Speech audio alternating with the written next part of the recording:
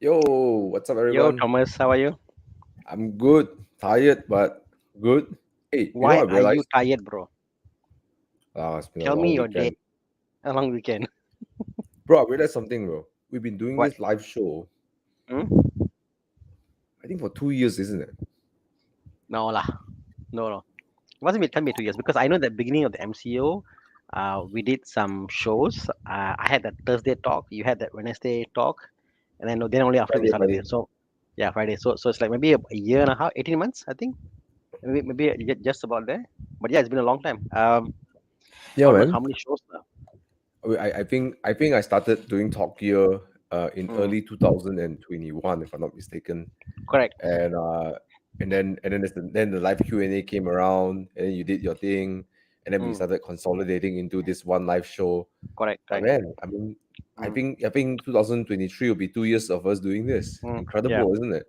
Correct. I mean, it's Yeah. all an evolution, I guess. But I do miss my what is it called again? I Tana forgot and the friends. name. Tana and friends on Tuesdays, is it? Something like that. Thursdays. I think it was Thursday, Thursdays Tana with. and friends. You had one session with Prakash. I was like, whoa, that was super Correct. cool. Yeah. Correct. Yeah, that was Correct. super cool. Yeah, super cool. Yeah. And then Mm, Top Gear as well. But it was great, lah. I mean, I'm just saying that because I feel like, wow, we've so much commitment to help our community find the car that they want and to help yeah. answer their car questions. And Yeah. I feel And like I'm tired today, but I feel proud that I can come and support mm, people to buy the car they want and also to entertain people. mm, You know, how do you feel, correct. Tana? I'm just seeing. Apa nama dia? 3 minutes or say that's a chat there. Yeah, you're right. I mean, and also I get to meet people around the weekend drives, and they come to me and say, "Hey, Tana, I bought this car, I did this thing," and I think a lot of times we're not trying to say it's one thing or the other.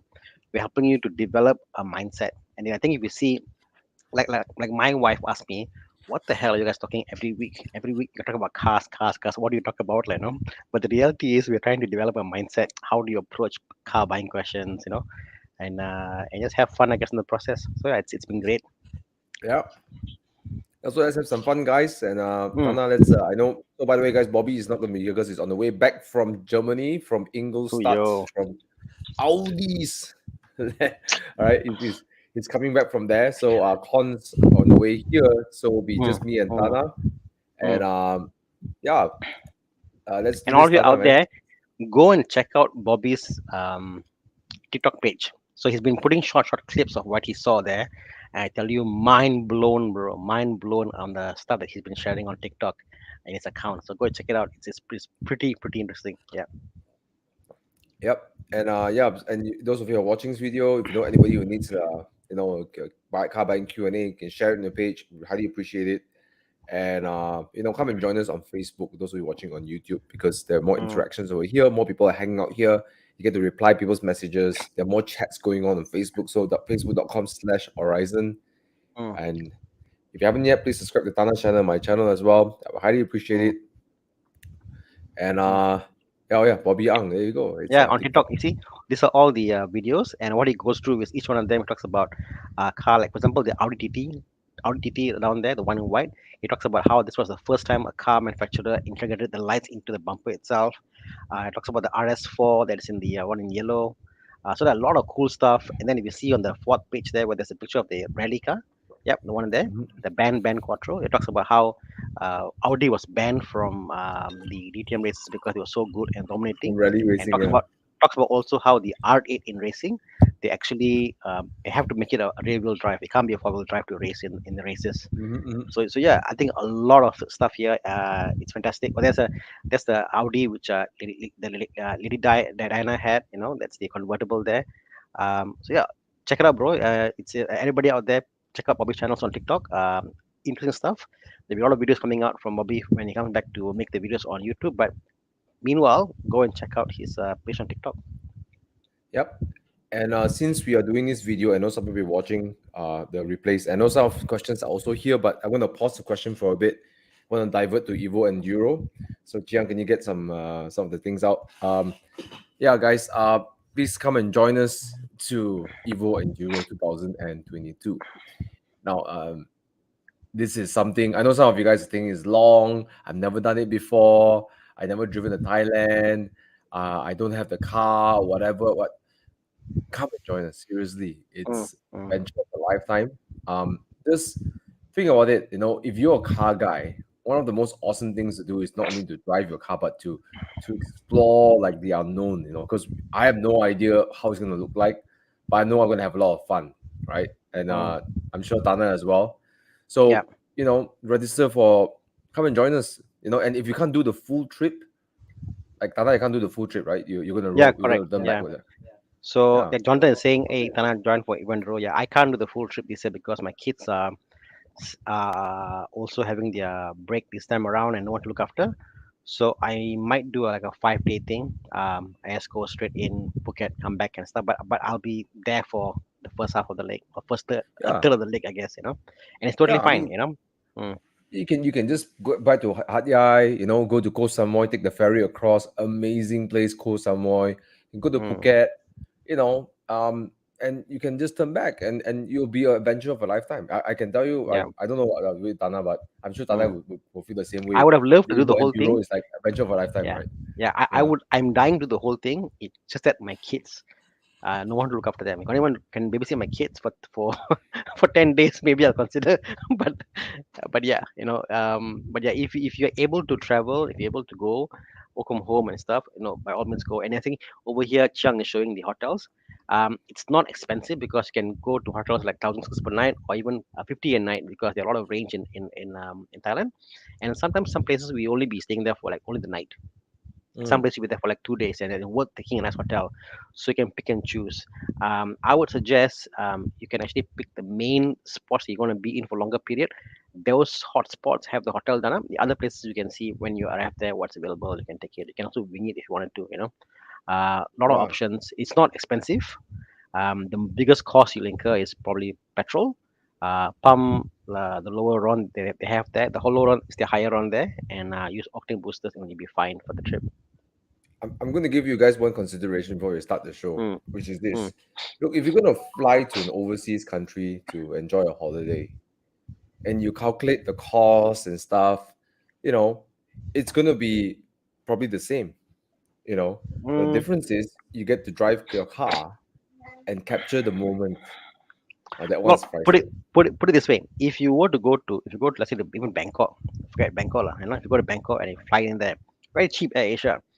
But most likely you'll be traveling wherever you can get that one-to-one direction, either a train or that taxi ride, whatever. All the stops in between is what makes the travel great. For example, when we went to the last trip to Evo Enduro, um, my wife and I were driving, and we'll see someone selling something weird, like a fruit. Stop the car, stop the car, Yeah, yeah. and we go and check it out. And and and And then every petrol pump station will stop because we see, oh, Thomas stop. Okay, we stop also and talk to Thomas or talk to Chris, because people are stopping along the PTT stations along the way. Those stops to me are more meaningful than the actual destinations. All those little yes, stops, bit spots. So yeah, and you'll drive. never look at your car the same way. You never look Oh at your yeah. car the same way after that. Mm-mm. Okay, let's get started. A lot of questions. That's kind of thing. I want soju, Thomas. Yeah, and you can go and buy It's not soju. soju. This is just Mineral water. mineral water. Yeah, exactly. He's Okay. European. You going to understand? How about this one from Tan Hao Jian? Hello, Sifu. Subaru Legacy or Mazda 6 Wagon? Are you a fan of either brand? I like the Mazda more. Um, Mm, Legacy, I haven't driven it. mm, I've seen friends drive it, but if I were to take a guess of how the car feels, I think the Mazda 6 wagon is way more refined. You yeah. know, I've driven I, that car before. Not yeah. the wagon, but the sedan. Yeah. Yeah. I know there's a lot of car guys who are into Subarus, and I think they make a joke of Subarus and liability, all that. I think as a passenger car, it's totally fine. I love the way all Subarus feel on the road. Like how like we talk about the Boxster and how a Boxster is an experience. You must drive it to understand because everybody in their Yeah. mind who haven't driven a Boxster in their mind like, oh, it's a sports car lah. It's powerful lah. Oh, it's going to be this. They have that impression, and I had that impression also. But I tell you guys, until you actually drive a mid-engine rear-wheel drive car, it's a ground-up built as a sports car that's convertible, then you realize that wow, it's a lot of difference. And same with Subaru here. People say, "Oh, Subaru like the car looks boring and stuff." drive the Subaru and you realize, wow, the Subaru has something about it. The way it looks bulky, the way it drives, it's just the all-wheel drive, the how the engine is flat, the weight is there is different. But on the ground, I still love how the Mazda 6 wagon looks. Yeah, I think Mazda 6 will be easier buy and easier sell. Yeah. And I believe the legacy. I know when Bobby told me this before. He said when you full throttle the car and the turbo is pulling, it drinks petrol like crazy. So Oh yeah. eh, All most Subarus I find, except that the modern ones, even that's okay, but it's not the most. It's like a race engine, lah, put this way. Like, it's like a why do you have a mm, boxer engine in a normal petrol car? They thought it's a good idea. But it's a good idea for handling and stuff. But the other Japanese companies won't do that, and Subaru but is sticking the in guns, this competition, I think the Mazda 6 has so much more appeal, lah. Oh yeah, I yeah. I feel Yeah, I I, mean, I I find the Mazda can you 6 show a today, picture of a Mazda 6 wagon? I like mean, Mazda it's 6, way better even looking. a 3-year-old Mazda 6 will look new in 3 years to come. Mm. The design It's is actually just quite so. old. This design has been around for, gosh, like Two, I don't know. 2014, 13, 14, I think, believe. Yeah, it's gonna come close to 10 years and still looks Mm, good. Gosh. that looks great. Yeah. Look at that, man. Compared to the legacy, I'll take this anytime. Yeah, Yeah, yeah. I hear you, man. All right. And I believe the Mazda 6 wagon is a D segment, and then the legacy is not. So you probably got more space as well. Yeah. Mm, mm, mm, mm. Okay. Let's move Let's on. go. Henry Sue asking for my brother. He just graduated with a budget of 160 200,000. I suspect loan. Should he go new Mazda 3 Liftback Ignite Edition or 2016 Golf GTI Club Sport or 2019 E330 EM Sport? Wow, Hmm. just graduated, looking for a brand new car. Mm, God, crazy, yeah. So first car they get, GTI Class Sport. Okay, I I mean the think all three three three. cars are great selections. These are the cars that people like myself or Tana will really put in our bucket list I mean the checklist lah. Mm, All of them. Yeah. mm.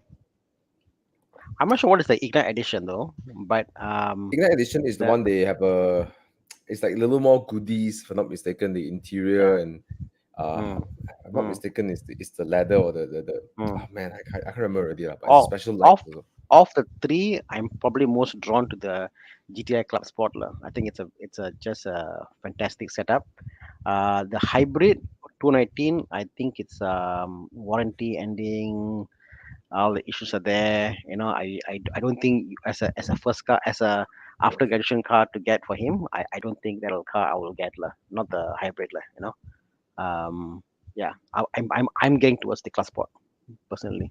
That's my pick I of the three. Yeah, I personally I like the Club Sport GTI as well, but I Yeah. think Henry, I think the more important question is What what does he would want? inspire a brother, to work harder, make him feel great about his car Mm, ownership, mm, and I think yeah, I think that's more important because I think all these mm, three cars you can't really go wrong.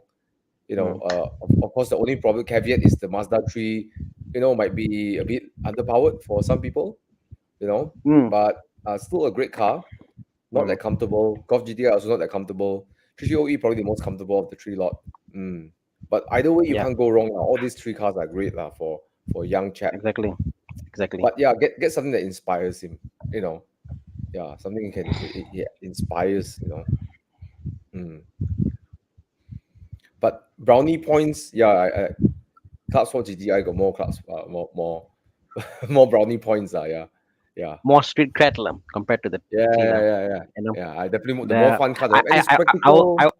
I also find that if you are buying a car for your brother and graduated first time working, buying the 330E might make him feel like, oh, he's already arrived, he's already accomplished something already, he's already there.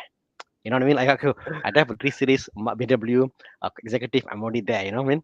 And I think he needs to kind of, yeah, I'm starting out my life. This is where you are. I think the class sport is probably a good sport, a good sport to Yeah, be yeah, like. Class sport. You're young, you want to have some fun, get the class sport, lah. absolutely. And I think of all the three, it probably retains because it's really 2016. You probably lost some value already, and then probably got some value in the future as well. Lah. Yeah.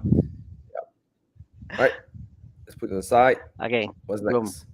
Mazda 3 Highline, right? Okay, probably Highline Sedan 2019 or Passat Highline 2019.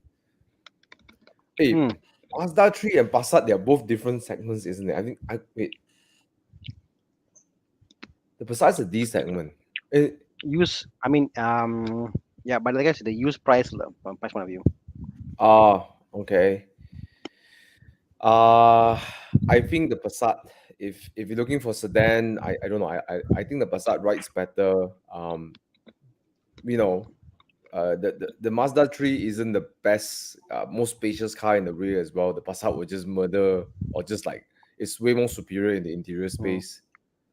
But fit and finish I Mazda's there, lah. mm, Hmm. I only like the Mazda for the hatchback because it looks pretty. But from Mm-hmm. a space point of view, I don't think it's very practical. You've got a family and you're carrying um, people around, and you value their comfort. Passat wins every day, lah. And I'm not Passat. mistaken, the sedan also runs torsion beam on the rear. If I'm not mistaken, I Mm, don't know if you can verify that, but if it is, then I can assume the ride is pretty similar like the Mazda yep, 3 hatchback. Then yep, the rear passenger is not going to really appreciate that. Whereas the yep. Passat's rear is very comfortable. I like the Passat's rear. Yeah. Bro, the leg room in the Passat is. I was in my friend's 2017 or 16 Passat. I was like, oh my god, even it's crazy, so comfortable. Uh, It's amazing. yeah, the seats are nice. Mm. The leg room is great. You, Visibility is you great. you know how the leather in the Mazda is more of a softer leather. It's more of like a Uh-huh. soft leather. The Passat leather is more of a thicker leather, and it feels more supportive. If that makes sense, like So It makes I sense. It actually like makes the sense. leather. You know what I mean? Like some cars have got a very soft, plushy leather. Passat's Mhm. leather is like a whole different type of leather, so it's like that. It's nice, very Mm. supportive. Even it's older, it just feels very supportive and very just well But built. Like, yeah, but I go for the Passat lah. The Same, Passat. same, Yeah, yeah. I same. mean, you're getting a sedan. You're probably thinking about moving people around and stuff like that. I would Yeah, rather go the Passat. Yeah, yeah. yeah. Okay, Jom. Fabian is here. Fabian Ryan Prosper. I like the name, bro. Prosperity in your name. I feel like I want to get into a GT86 sometime next year. Good on you. Looking at a Tour 18 or a 220 car. Any regular maintenance issues I need to look out for. Also, any curveballs can recommend for a sporty, good handling car, sub 150k, maybe max price. So I think the question is, car must be 150k and below, 5-year loan. I mean, 5-year old, so I can get a loan. And he's looking at a apa nama dia GT86 lah, 218 to 820. I think no difference. I mean, these are the cars that I don't believe paying a lot of money for the GT86 as a used car. I'll probably get because they're very strong cars lah, well built cars. I personally don't see a value in getting a newer GT86 lah, unless it's the current model. And that's the problem I have because the 220 car, Thomas, I find the prices are quite high. You can always Yes, just top up a bit more and get a brand new GT86. So I don't see the logic in that. I find the secondhand prices for the GT86 a bit grass lah, and you're right. Every time I look at it, I mean, don't get Yeah, me wrong. I think it's a fantastic crazy, chassis. crazy good. It's crazy good. Like even stock, right? You throw it around the corners, it's like whoa, whoa, whoa! I love the car, Exactly. but to fork out 180,000, I don't know. I mean, it's a bit tough for me, But Same here. so that's my challenge. Unless you really like it, lah, Fabian. If you're like, man, my dream is to own the 86, okay, lah, Ah, Yeah, same here. Yeah, same here.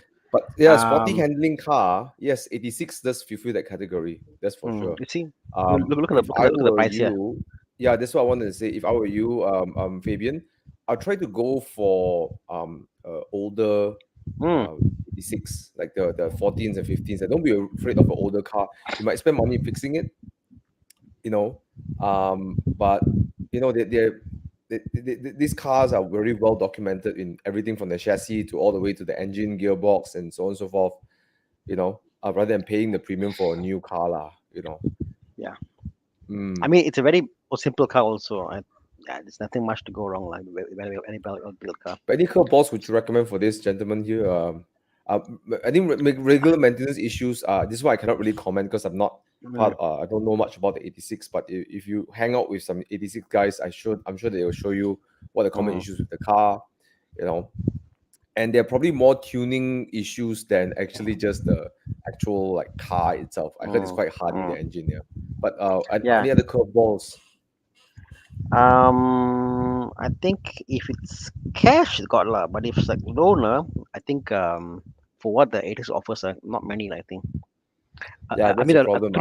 true a true sports car DNA. I mean, 'cause it is purely a sports car. There's no way of looking around it. It's not like a two-door version of a sedan car. It's not you know what I mean. It's truly a sports car ground up.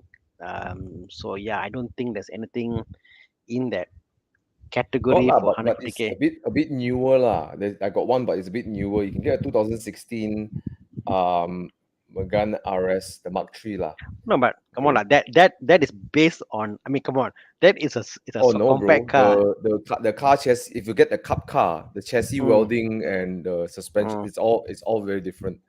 It's very mm. different than the actual Okay, if you Megane. if you if you Yeah. go on that line, then yes, line you can go I for mean, that's the only way I all the can think about lah. But sports it's compact older car than lah. 5 years old lah. It's more than 5 years old. Yeah. Mm, Yeah, yeah, yeah. the Megane and then the RS, the chassis is built very differently, although it looks the Yeah. same on the outside. Yeah, Mm. You see, Mike yeah. Yap says get an older 86 and get the shocks done and some engine mods and cash can save all the cars. Basically, Mike Yap does suspensions. You can go and check out Mike Yap DNA tuning, and they do fantastic tuning with their with the ST and KWs. The car will be great, like, no. King says it is pretty underpowered. The underpoweredness is subjective. It's how you build the power and how you go and attack the corners, lah, you know. I That's think my on take. venting, like the first part, you feel okay, but you hit the second part, then it's like okay, I really need more power. Yo, guys. Oh yes, oh yes, oh yes. Okay, but yeah, it's a bit hard pick lah. Hey, Con, yeah, hard pick lah. 86 is really a good pick in that range. Yeah, yeah. If you talk about sports car, I wouldn't even say 330i or 328i. I don't know. I don't think it's in Mm, that ballpark lah. No. yep. Con, your thoughts on 86? 86. Um, 86 is a car that is, well, is underpowered, but it's a car that you really have to appreciate the chassis balance if you are to Mm. truly enjoy it.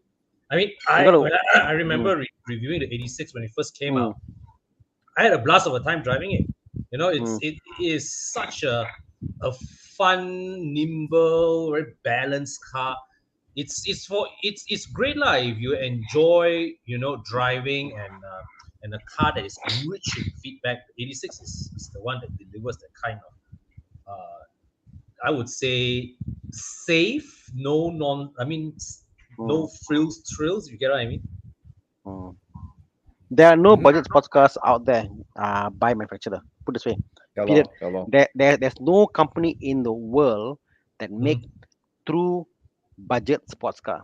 86 Yes, is the last and only budget sports car out there. In the old correct, days, correct. you can buy like I don't know, like a 350Z, whatever, the Japanese cars that had the whole Mm. it was cheaper than like MR2 example they had before. I know it's cheaper, but nowadays all that's gone. The whole segment is gone. You know, no longer there. This is the last one standing. You know, This is the HO and question lah. 86 or MX5. for the It's same a price. typical question. Yeah, Yeah, yeah. I I one. personally like the MX5 more because of the convertible Mm, part. It may not handle as great as the 86, not as accomplished as the 86, but and the Yeah. engine, both also, well, you know lah, both are. I mean, but the MX5 feels more like a passenger car engine, like a Mazda yes. 3 Yes. engine. Yes. Mm, Yeah, At least the 86 86 has sounds a bit more interesting. mm. yeah, it has a It is. unique engine. The Yeah. 86. Yeah. 86 is a proper sports car. Correct. Yes. MX5, it's a nice, small, convertible, nimble passenger car that's fun because it's light, like, you know. But no way is a MX5 a sports car. Mm. Mind you, no matter what they say, MX5 is not a sports car. But it can do great in track, it can do great all the stuff, it does all that stuff. But the purpose of the car is not a sports car.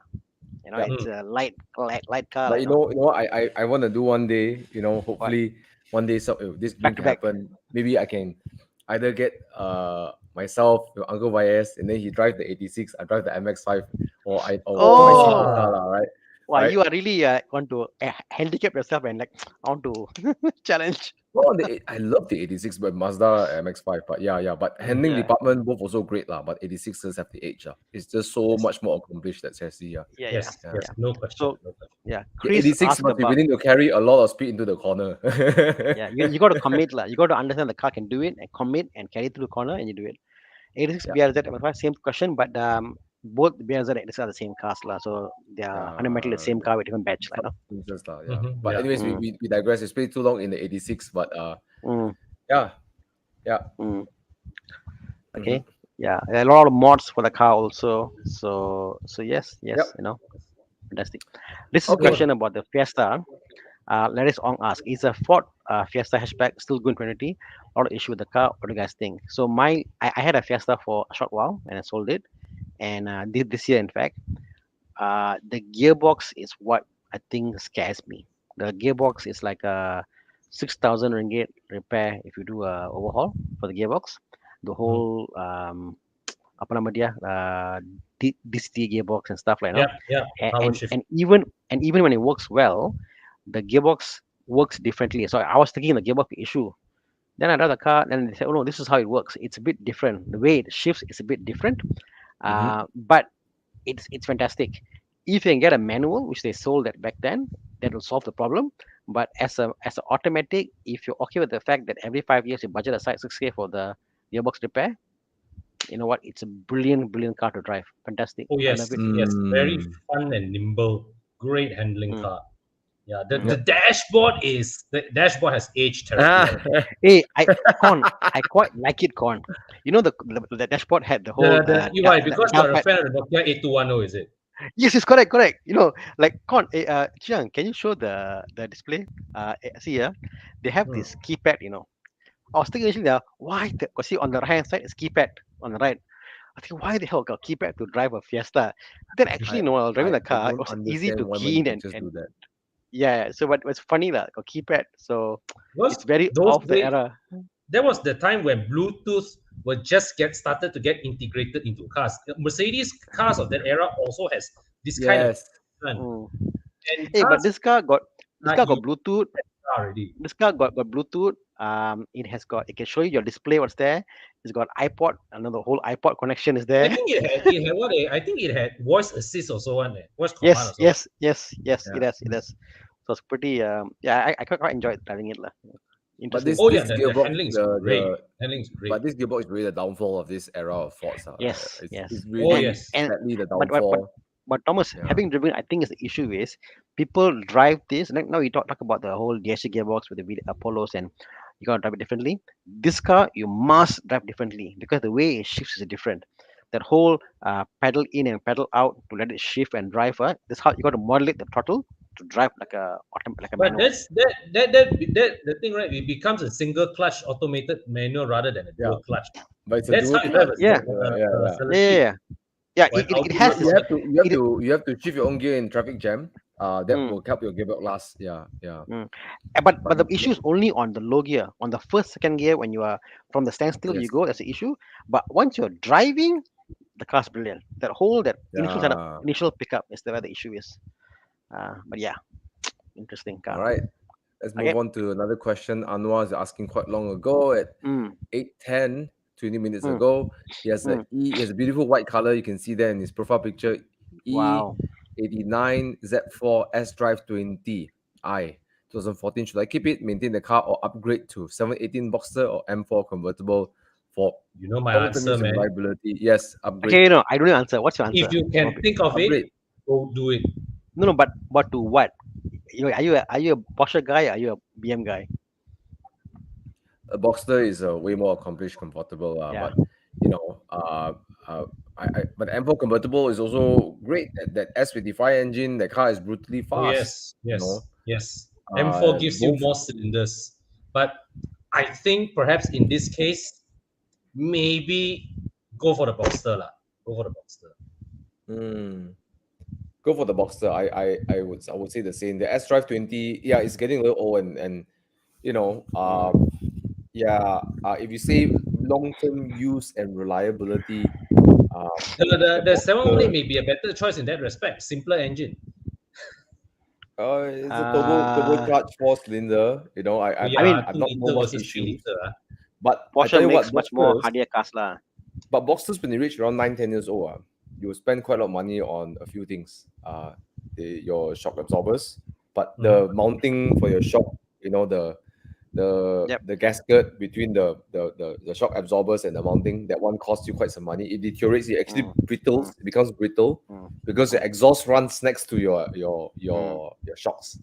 And that's why my your take lower is arm, when you come to that point, a lot of Yeah. it you can go like I think Powerflex and a lot of companies out there with self bushings and stuff, aftermarket stuff.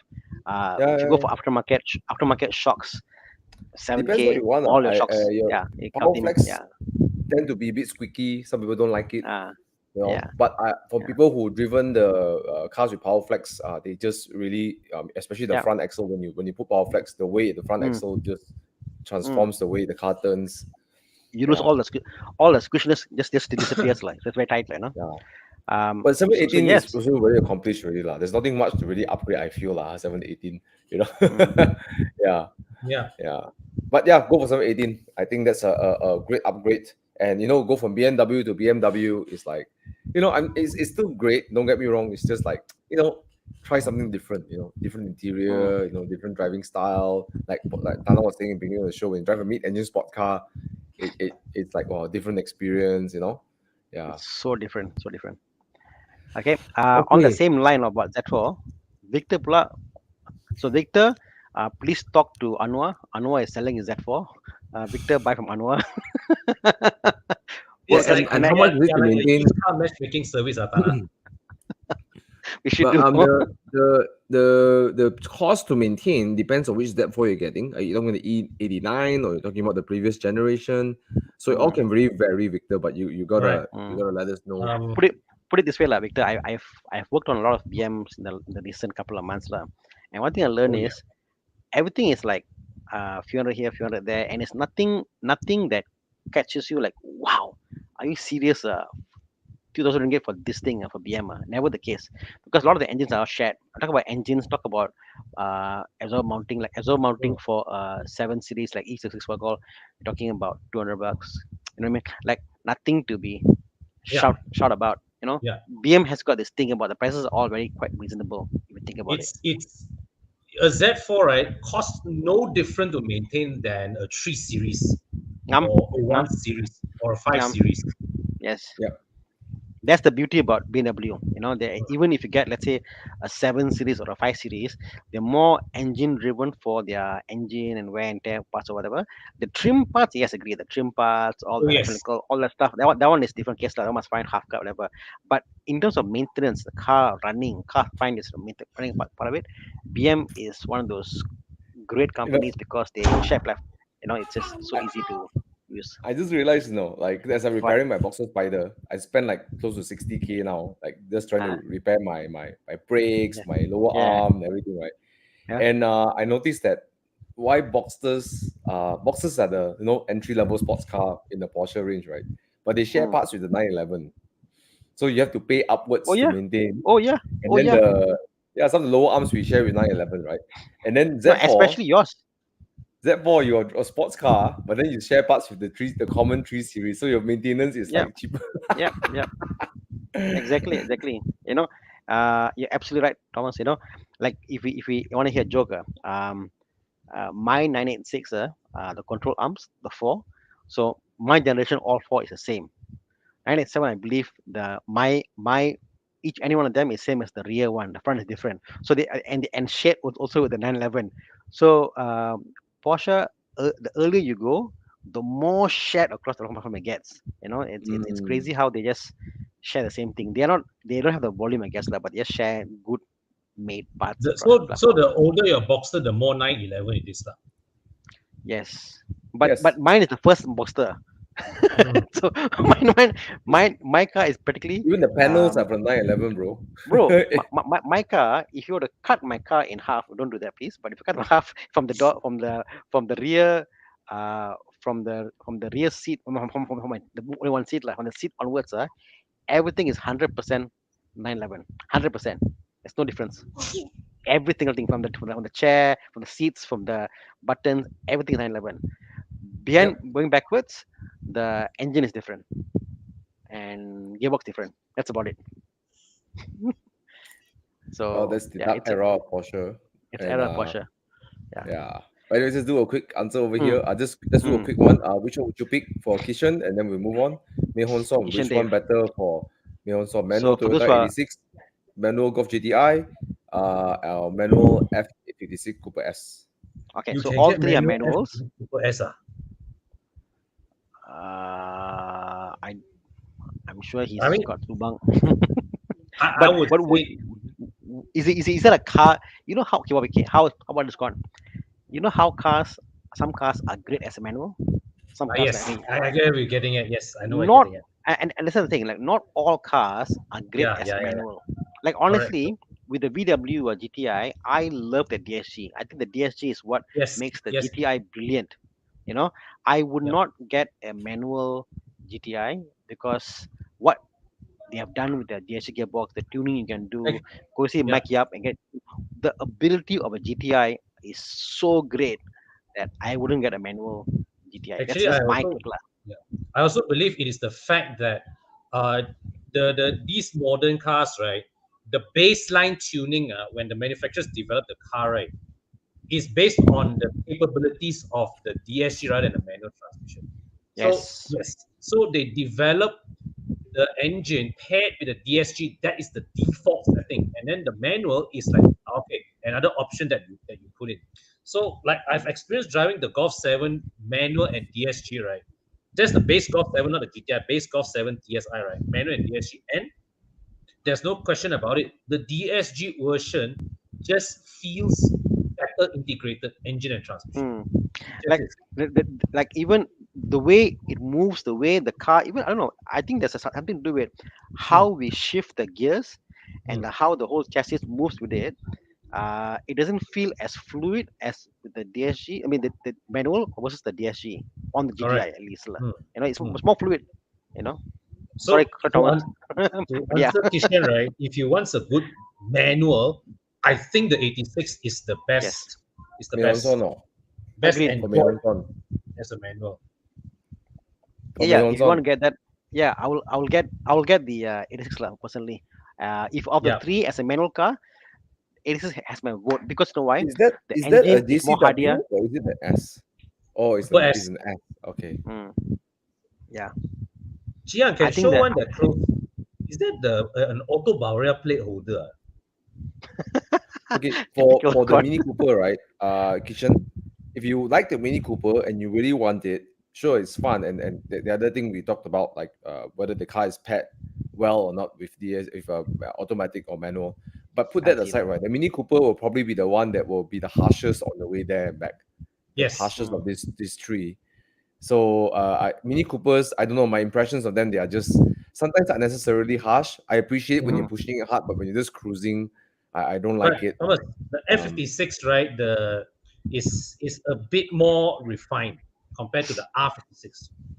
yeah, but it's still it's no, like it's it's still one harsh, of those cars. bro. It's still It's one of the harsh. cars that I wouldn't get a manual lah. I think that I mean, to do long distance, the only way you can make this car doable for long distance is you go and see Mike Yap and look for STs, three-way adjustables Hmm. to adjust the car. But other than that, it's a But if you harsh want to car. say the most refined long distance run, right? I think the GTI actually is probably the most Yes, easiest to live with for the mm, length of the yes, journey. Hmm. yes, you're right. But But then I'll go for DSG lah, not the manual lah. the the, Yeah. the, yeah, the 86 is the one that you enjoy most when you reach Mae Hong Son. yeah. Mm. Buy the 86 manual, Kishan. You won't go wrong. Yeah. And That's then if you after mathematic. you do the whole trip, you don't like it, you sell it, you lose a few thousand Won't lose ringgit or anything. even the same Won't price. lose Yeah, anything. yeah, You know? yeah. Won't Perfectly lose lah. logical answer to Won't get. lose lah. Yeah. Starter GTI, if you have the capacity and you love the car, buy it. Make sure you just don't leave it outside Yes. unattended. Park it Mm. where you can see it. Naveen, I always want to buy a GTI, and I always go and browse online. My problem is I can never find a GTI that is stock. You know, the tail, the Hmm. tailpipe is stock. You know, the steering, something done to the car. But there's a guy, I think, it's called DSR in USA. They do all the certain GTIs in the mod. So if you can go there and somehow refurbish your car to back to stock, do it. It's great. Like even today, I did one last year, and I was shocked how it's crazy, isn't it? How well the car is built there. Yeah, I've never had Really, the really good. pleasure of driving that car, but I heard a lot of good reviews about it. Crispy, I think, owned one before.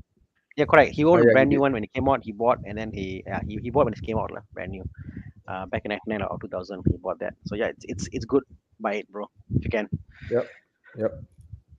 So this is look at this question here. Chen Jing Heng is asking any BMW around 100K, looking at the F10 520D, good to get Good for the buy, go for it. pricing. Thanks. Yes, Good Yes. absolutely. buy, go Go for it. go. Go for it. I think you can't go wrong with this car. Great engine. Uh just send it because these cars are quite old. They are 2013 or 12. Chen Jing Heng, I recommend that you always send it to a pre-purchase inspection, so you know what's going to Mm, come in the mm, bill, what things are going mm, to change, need to be changed. mm, Yeah. This will give you a good mm, idea. So, Chiang, do you Yeah. mind to mm. flash out? So yeah, so Chen, if you're buying this diesel, my only recommendation to you is that all these diesels, in a way, if they're running well and no issue, they're on a little bit of borrowed time in terms of the injectors. So if you can, once you get it, first thing first, do like a reset. That means go and do a injector cleanup. The injectors you send for servicing, they'll remove the injectors and they'll service it. I think it costs like 2K whatever. You do that, you prolong another 100K with no issues. You know, the Yeah. injectors are the main thing. If you don't do it now, when injector fails, it's a hassle because to remove injectors are very hard. They are really hard stuck on to the block line. No? So yeah, get the injector serviced and you get it. You know from zero itself, then you're totally fine to use Oh, it for 60K line. No? Great fantastic value. value, man. 70 over Hey, K, my what's Yeah, that friend. yeah. limousine? Is it a long wheelbase? No, right? No lah. No lah, the guy just put a name of limousine lah. But yeah, Yeah it's lah. it's a great package. Yeah, Yeah, and I agree with Tana. Go do the injector because in this Injectors. era we Mm, were still having the dirty diesel. I think only mm, 2014 or 15 or 16. I can't remember. That's when they start having the Euro mm, 4M. mm, That's when we have mm, cleaner diesels. mm. But And yeah, this even this then, yeah. injectors will need service. Unfortunately, in yes, yes. Malaysia, they don't do the thing as Diesels, a yeah, regular need service to lah. service. Yeah. Yeah, Yeah, and good tip and there. however you look at these are 8 to 10 year old cars, Mm, right? The oldest F10 diesel is 11 years old if my memory mm, serves me mm. right. So Hey, yeah, get it. they are I mean, good cars, but they are also mm, a lot of them are due for mm. maintenance, major I got a maintenance. friend of mine has the same car. He got comes with comes with this car for 2K and stuff. He can catch up with any of the cars that's there. Like, it's a lot of torque in the car, a lot of power. It's great. Mm-hmm. Okay, okay, moving on. Alex T asked a question. CRZ. Yes, I reviewed a CRZ from Michael. Michael, our ex-colleague in Horizon. Oh He said yes. hybrid is Bahaya. So CRZ, okay, CRZ hybrid is a bit unique because it is kind of hybrid, but it's not because it is not like the modern day hybrid bike we have. Um, e-moto and it's in the gearbox and all that. This is more for assisting. It can assist in terms of the voltage and somehow I think it assists to give more power to the car. Even if the battery fails, I think maximum you're looking at I think 4,000 from Honda itself. That's all. Outside about 3 plus 2 plus. So it's not an expensive failure even if the battery fails. You know. So it is yeah, and where can you get a Honda that is relatively new and a manual? um and sporty. This is one of Yeah. those rare car out there, like, and you can wreck it, like you can wreck it to hell and back. And Fine. it's actually quite durable. This car is quite durable for a hybrid, Mm, mm. and it's also a candidate for hair swap. Yeah, you could do a case swap, but when you're talking about the whole summer cluster and all that with Hana, but yeah, it's highly possible. But Honda parts are expensive, like Honda engines are expensive. Oh yes, yes. Mm. Sorry. Honda When I parts look are. at when I look at Honda parts, right, I feel like a poor man in my bigger BMW. Oh, look at this supercharge. Oh, Supercharge, exactly. But yeah, hybrid. I mean, I think it's great, lah. I think manual CLZ, so much fun to drive, lah. You can whack it. Oh yes, And yes, there you go. absolutely. See the one in yellow? What's a guy there on YouTube? Honda CLZ K24 Swap Padu. Eh? Check out. Oh yo, Crazy, super. the car is so light, bro. I love it. Yeah. I love it. Okay, let's move on. Okay, we got Zan here. Hey gents, question about tires. Using PS4, is there any other alternative? Quieter, but not too different in terms of performance. I think the when you go quieter, you will lose grip performance. The quieter Yeah. it is, you got more body roll to grip. Like for example, like it's the same line, same Michelin line. If you go for Primacy, Primacies are very quiet, so quiet compared to PS4. But now got PS5, obviously, But it won't be as good in performance in terms of like harsh driving conditions. But if you're not going to do that whole try to do a J-turn or really harsh driving, I think even Primacy is fine, lah. Premises It are not depends what you're designed after. for the one things in the hard driving is that not just a J-turn. Just want to add Mm. that part where Yeah, you yeah, need to have feedback from the extreme lah. tires. The Yeah. tires need to tell you what's going on. And Yeah. economy tires and comfort tires are not designed to tell you Mm. what's going on underneath Correct. your tires. Yeah. Yeah. That being So- said, Zan, I recently swapped my 525 to MC6s, right?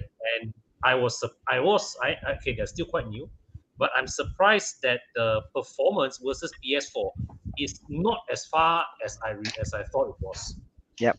And it is appreciably quieter, lah. Like when in my Audi A6, for example, I ran 4 tire sets, on my Audi. The first two was a PS4.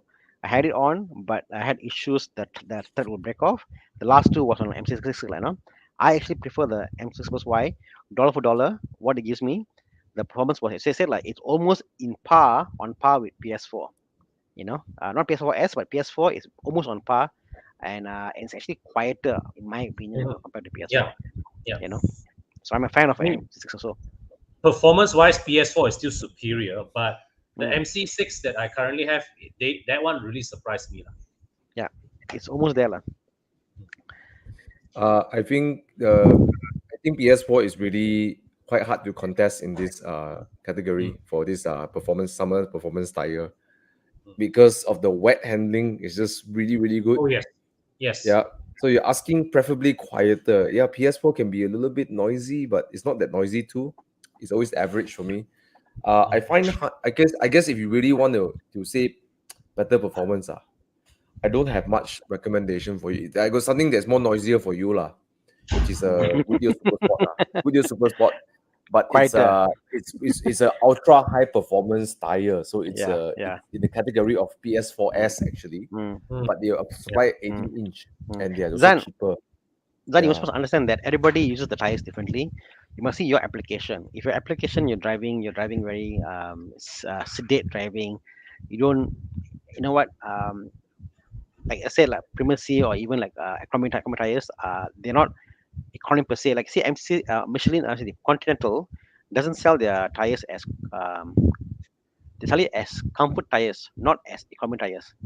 They're not for economy. They sell it as comfort tires because it's quieter, much more roll. So it depends what you're after. Just that, like, you see what you want, like, Not the I most think- expensive tires are the best tires for you. That's not the Yeah, I answer think for all cases. but there's nothing wrong with some people. They buy a Volvo S60 and they know they only do highway and they're just cruising around town, and then they get rid of the PS4 and they put Primacy. Also can what, Yeah. yeah. Yeah, No, nothing no, wrong with not that. not to say can. I actually like it, Thomas. That's what I'm saying. My point is this. My point is like when I was in the A6 club, we had all the cars and I test back to back. A6 were called with Primacy and A6 and PS4. Like for me, this was a normal quiet level. And I was like, oh, this feels quiet lah. And Primacy was super quiet and it was a bit softer. And I said, wow, this is quite nice. And they're also nice to drive. So there's no right or wrong answer. It's end of the day what you're after and what you're driving for, like, Yep. I wouldn't say one is cheaper than the other. It's not an issue of cheap or expensive. It's an issue of what you want, like, Yeah. Agreed. But for a safe choice is PS4 lah. As in, if you're not really sure, PS4 is really the safest choice lah. So yeah, can't go wrong with that lah. Yeah. PS5. Okay. PS4, PS5. Yeah, yeah. Okay. Yeah. And what I like about Okay. them is always the wear is very consistent from the Oh beginning to yes, the end. yes, Yeah, I love that. yes. I mean, just now I said good things about the MC6, but the tires are still quite new for me. My experience with PS4s and PS3s before that, for that matter, right, the grip levels are consistent almost right to the end of their life. Yeah. My boxers on PS4. Hmm. Okay. I haven't tried the 004. Oh, I Hey, did. I did drive it. Yeah, yeah. Okay, Con, you drove before, right? Yeah. I had the RE004s on my Blue E39 for a short period of time. My conclusion was that they are 80% the performance of the PS4 at 60% the price. How's the wet grip? Not as good as PS4. Not as good as Cannot. not as convincing as PS4. In the dry, it's I can make do with it, but in the wet, definitely not as convincing. Yeah, that's the thing. Yeah. All right, let's go with on tire questions. Let's go into cars. George Shim is asking at 90K 2018 Kia Sportage CRDI. Okay. The Or diesel. should I go for a Mazda CX-5 2.2D? Usually, I would recommend the Mazda, but this model year's Mazda, right, is front. The diesel is front wheel drive, and it's quite hazardous in the wet. It's so easy to wheel spin that car way. Hey, I don't think there is a 2.0 CRDI Got. yeah. The 2.0 Sportage used the CRDI. 2.0. Really? Yeah. Yes, 2.0 diesel. Yes, yes. The Sportage Really? is a Yeah. 2.0.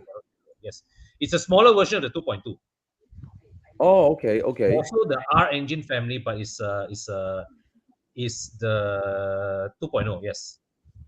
Hmm.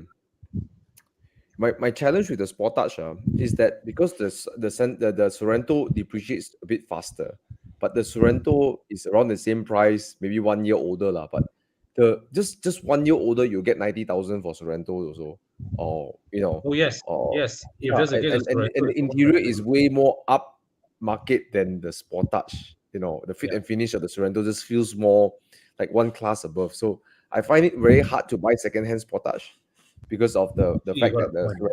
prices are so attractive. You know, yeah, but it's a smaller car lah. Some people may prefer a car that's smaller to get around town. You know, Yeah. but the dash, no lah. The design. Look at the design of the Sportage. It feels like The they gave all CX5, the it genes looks and feels more market to the competitive. Sorento, and then they say, you know what, the Sportage we just kind of like whack something out.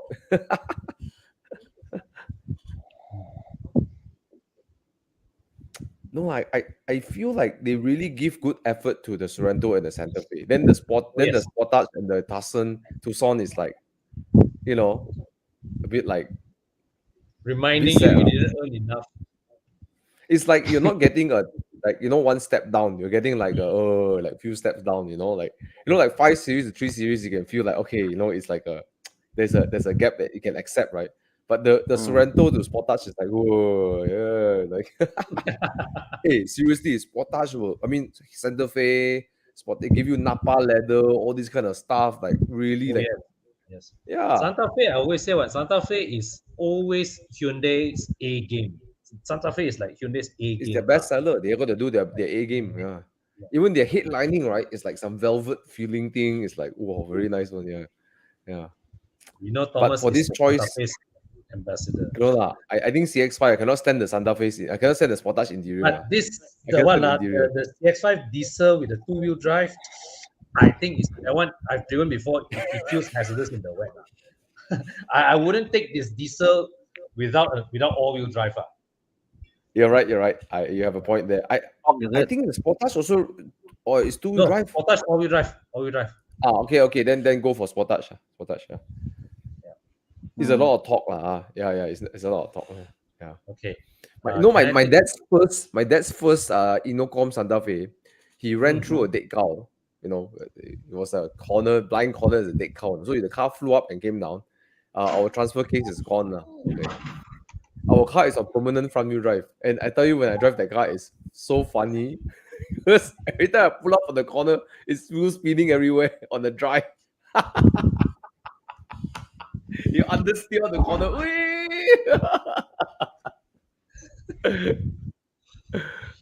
Yeah. Okay, can I take Anyway. Aslan Mahmood's question? Hmm.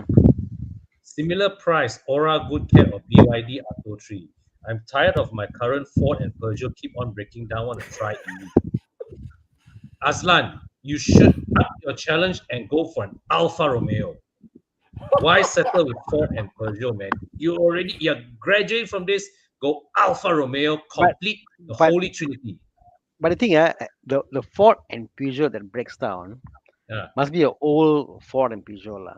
Oh yes, nanti kaya is actually like the Ford Escort lah and and the Yeah, Peugeot like No, I bro. mean, I got people who own. I know people who no own like like the Ranger Raptor, the 10-speed gearbox. Like, okay, whoa, like, the Ranger, the Wild Track, the 10-speed gearbox, yes, that one I've heard issues because it's just so complicated.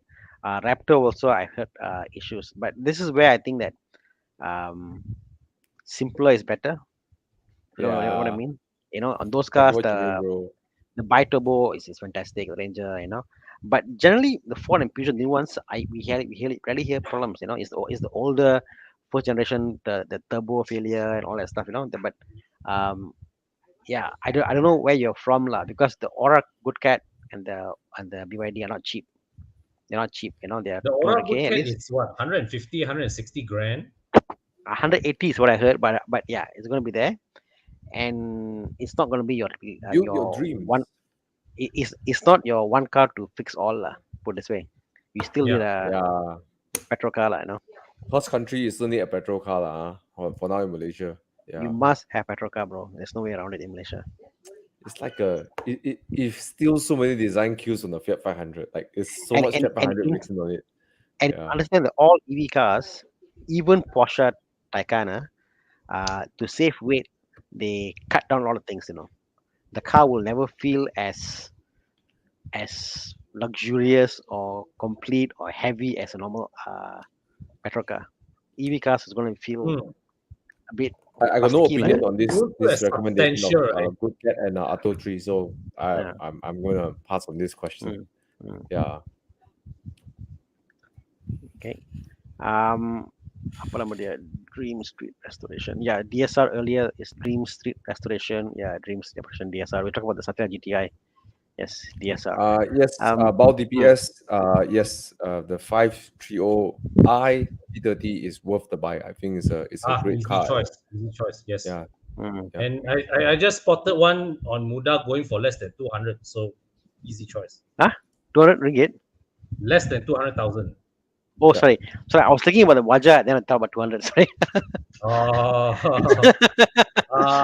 How much the Waja manual now? Yeah, this one I think for people- Con, I think it's very specific. So that's how we answer. Wong Fei Hong is asking Wong Con, Fei Hong thinking go for of the getting a CPS. Waja manual as a spare car. Which version is better choice, the MMC or the CPS? Now, is that Go no for clue on CPS. this one? CPS is the one with the best specs. Cam Pro, right? Yeah. It's one version after the one that I used to have. It's the Waja with the best possible spec. The only thing with the CPS manual is they deleted the footrest. They deleted the footrest. But aside of that, which one is the better choice? Oh, the CPS. The MMC is the Mitsubishi original Mitsubishi engine. It's supposedly the more reliable engine, simpler engine, very fuel efficient also. But the cabin quality of the Mitsubishi engine cars are quite poor. Yeah. Yeah, and a lot of them have not aged well. You want a good condition Waja, the CPS is your best bet. The only thing that you need to watch out for are the tail lights, because the tail lights, the housing, they melt easily.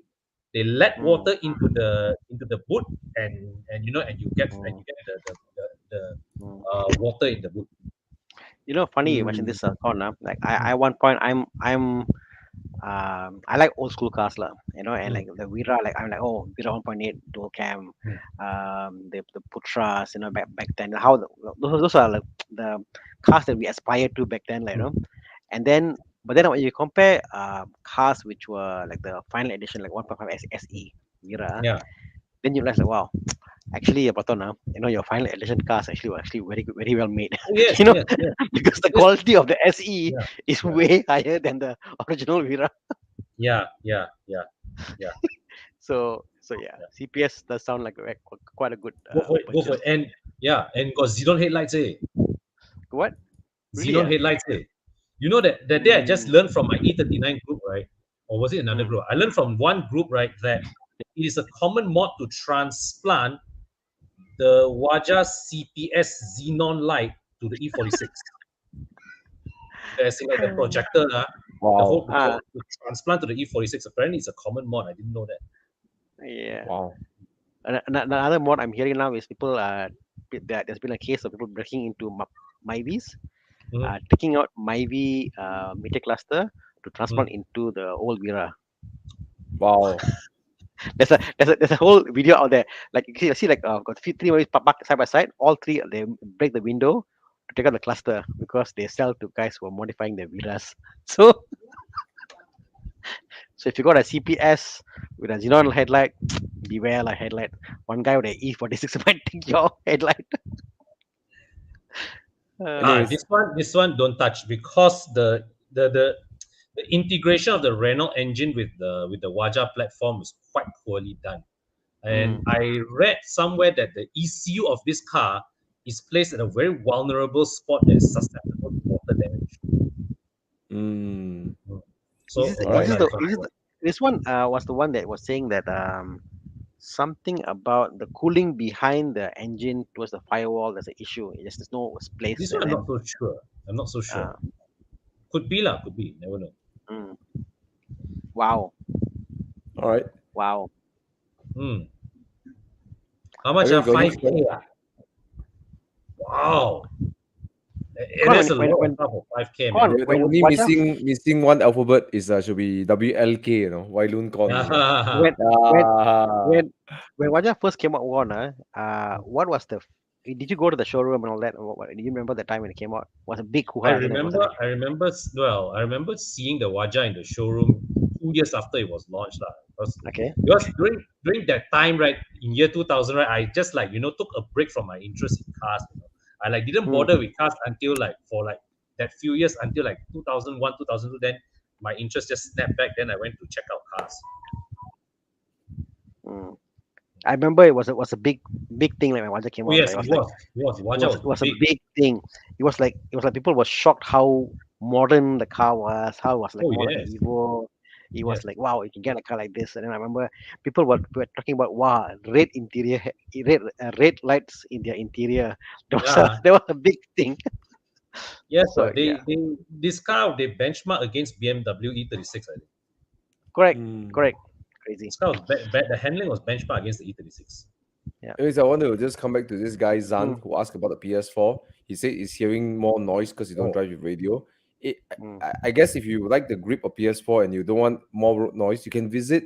A way to do this is to visit Desmond from KL Autofoam. They can definitely help you reduce the noise, and it's not gonna just last you X amount of miles. It's on your car, so you have to change new yeah, tires all the time. yes, yes. You can go. Probably the more Uh, effective way to reduce the noise of your car. yeah, Yeah. yeah. You can go direct to him, or you can also contact us at Evo Club Car Wash. We have a arrangement with Desmond now, whereby we do send some of our customer cars to him, and you pay the same amount of price as you go the same price as you go direct. He's a master in what it does. I don't Oh, think a yes, lot of people, don't think there are much people in Malaysia who can do the same thing he's and doing. and he does it with heart. He does, and funnily enough, actually, I was at his shop today. All right, mm, and yeah, and he was with one customer, who's was complaining about his Mustang being noisy and bubbly like that, and Desmond he solved it. He actually take the effort, drive the car around, and specifically identify the issue of your car and tailor make the solution to solve it for Yep. you. His hair has grown a bit since this picture. Anyways, got a quick question over here. I agree with Con. Yeah, go and see him. I think it's the best way for you to deal with the noise issue Yes, that rather yes. than changing tires. Yeah, and won't be surprised if you go for the foaming for your chassis, you might even have better handling too, right? Oh yes. Sheldon Pat is asking, hi all, C300 2019 W205 worth the buy. I will just be very vocal here. The Why don't price you of go? 2019 C300 is kind of steep. I don't think it's worth the money. It's around 240K if I'm not mistaken. Yeah, look at 220K or 200K. I would rather take the money and buy. I know it's less power, but get a 320i G20. I feel that's even better. Or even if you can, look for a Volvo S60. Yes. But yes, this is the better car to get of the 205 It's because looking the at W2 2019, the right? pre-facelift gearbox is not that great. So this is the post facelift. You got the better gearbox. Wow. Any opinion, Shit, I'm guys, about seeing the some that are going for C300? 266 some more. Yeah, I mean, how much is the price of a G20 The same 320i? year G20, right? Wow, I'm seeing 220. Okay lah, on Oh, par okay. lah, on par lah, on par On lah. par. But it's 320i is on par. It's a newer generation, and the G20, the chassis is quieter. You know, I mean, the cabin is quieter. You know, Hmm. I'll go for recon, a how about recon? Funny. yeah, Recon already. Yeah. Hmm. Why would you Why buy would a they bring the car in? How Why would would they they why bring would the you car recon in? this car? It's want a incredible. G20 way?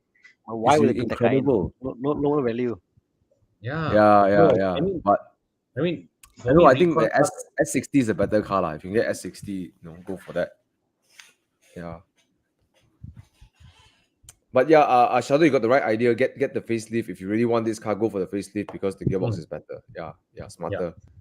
So, I mean, it's a bit more money for the black one, for example. But yeah, but it's around 200,000 range. Yeah, it's around there.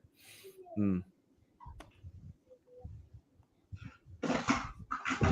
Okay. Next one.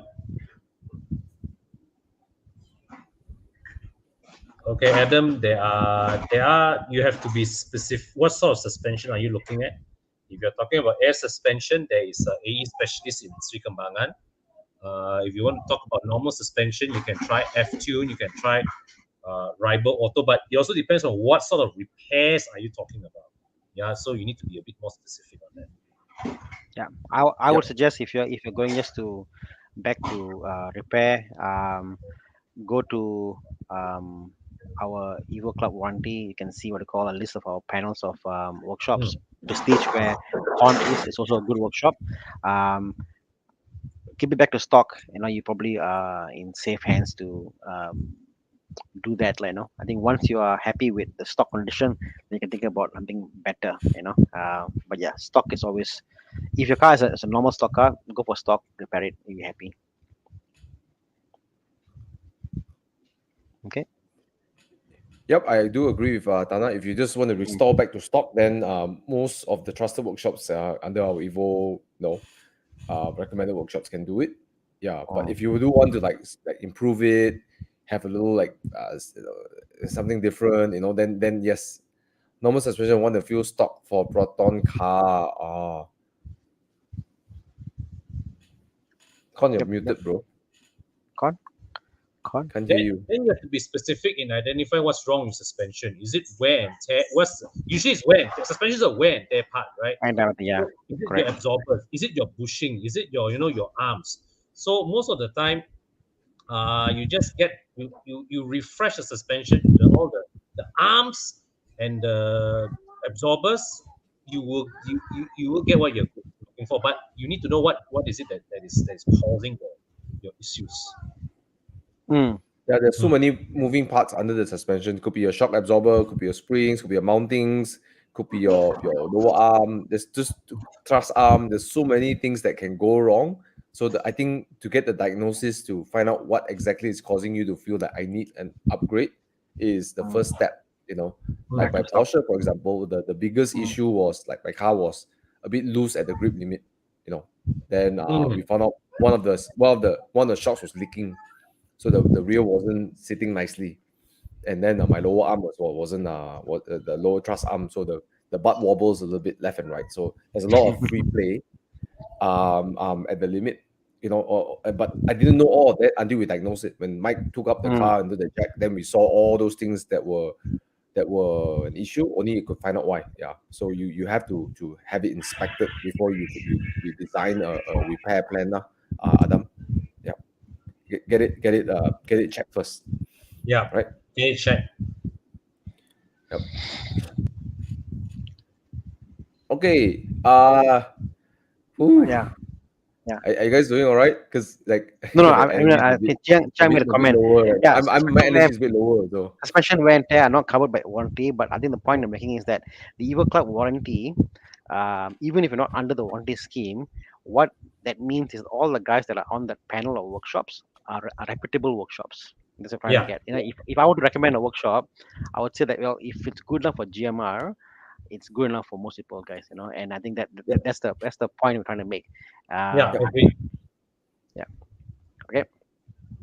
Okay, jom kita continue. Let's look at Nav over here. He's asking for W204 C class. Right, car will mainly be used for short distance trips only. Is it worth the 70-80K asking price? We'll set the price.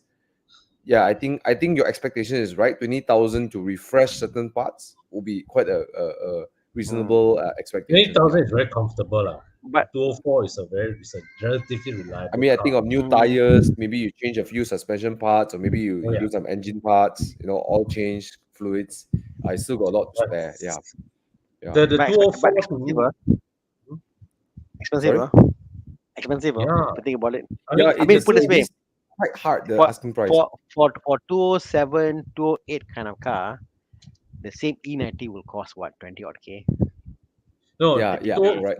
C class facelift, right? It's 2012, 2013.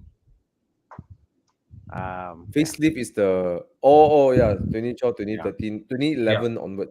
11 onwards, right? So it is pricey lah. Yeah. Oh, we can get for way cheaper. Oh, okay. Yeah, man. Okay, your price was actually quite high. That's why I'm you wondering. can go for lower price W204. Yeah. So if maybe your friend is trying to sell you something at a higher price, so your friend is taking advantage of it. The 204 is a nice car. It's a nice car, but it is not 70 to 80K nice, in my opinion. Yeah. Okay, the price I recall 70-80K was during MCO, so the price has dropped a little bit. But 70-80K is too much to pay for 204 C class today. Yeah, if you are already 70K plus another 20K, you're already reaching like a F30 facelift. 320i. Facelift 320i. Three facelift 320i. Easily lah, can get lah. 70K can get lah, Yeah. This is one for this sale. is great. Yeah. Chiang is recommending an E class instead. But I get why Nav is asking for C class because he wants something smaller, perhaps. The E is relatively larger than the C. But I have to say the Mercs of this generation, they drive better than their successors. Could you show up again the screen on Chiang, that screen? So I think on this range, the E and the C are pretty much the same engine platform, correct? Yeah, the 1.8 CGI. Even this E, I've driven this E class, it's not that big. It doesn't feel way big, like it's just nice, So it's like your expectation of what is a C class today and back then, the sizes have changed a lot, So yes, the 204 C class is actually quite a small car. Very small, yeah.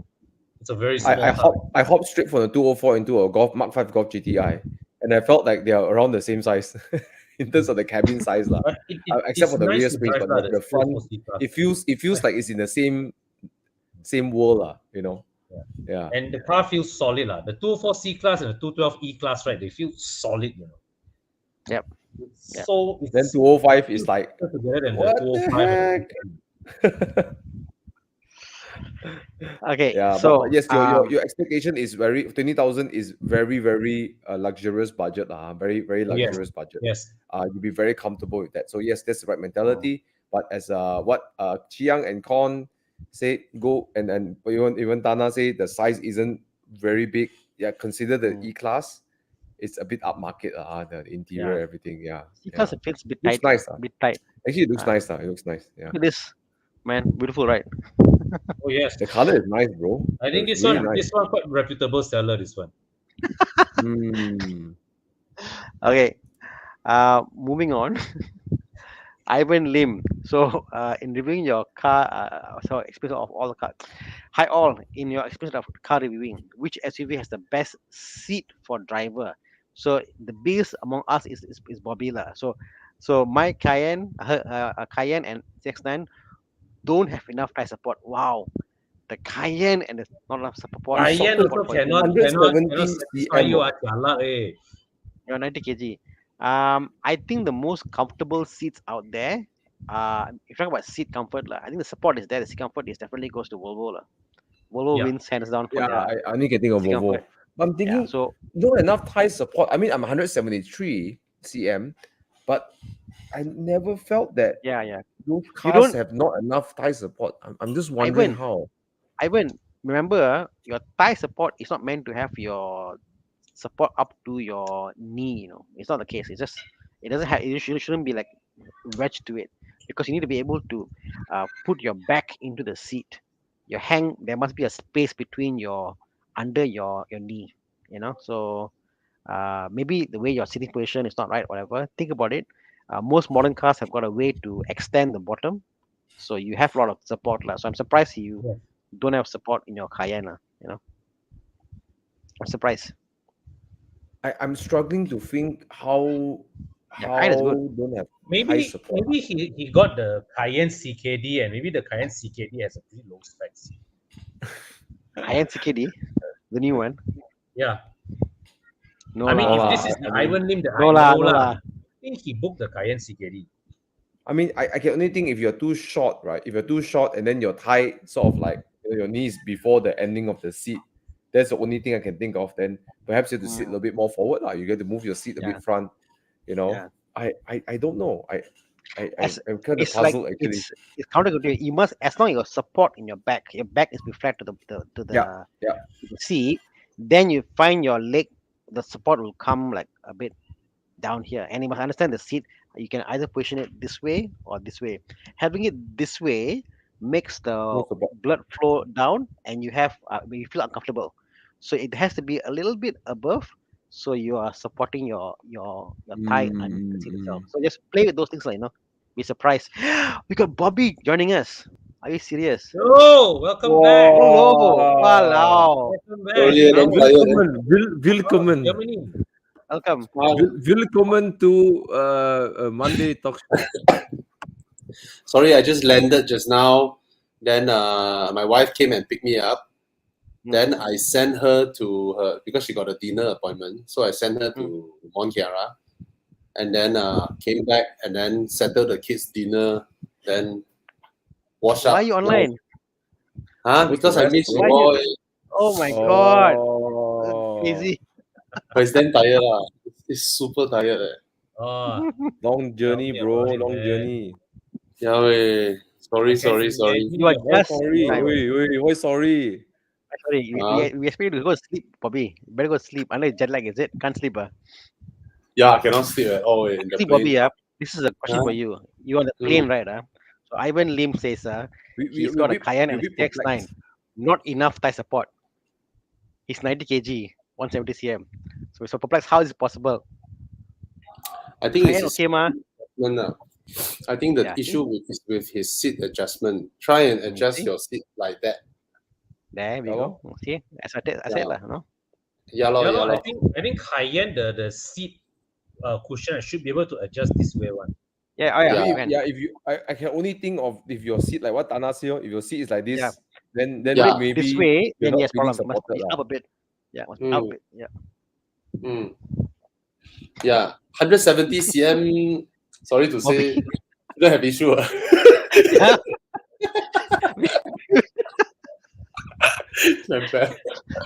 I mean, I'm 168, I believe, 169 lah. So my height lah, short lah. Is it? Yeah, it's my height. No I'm way. 170. Yeah, I'm 173. I'm about there. Yeah, it's my height. Yeah. Okay. Yeah, lor. I think my seat height. adjustment. I think we solved the case. Should be seat adjustment. Seat adjustment. Don't blame the car.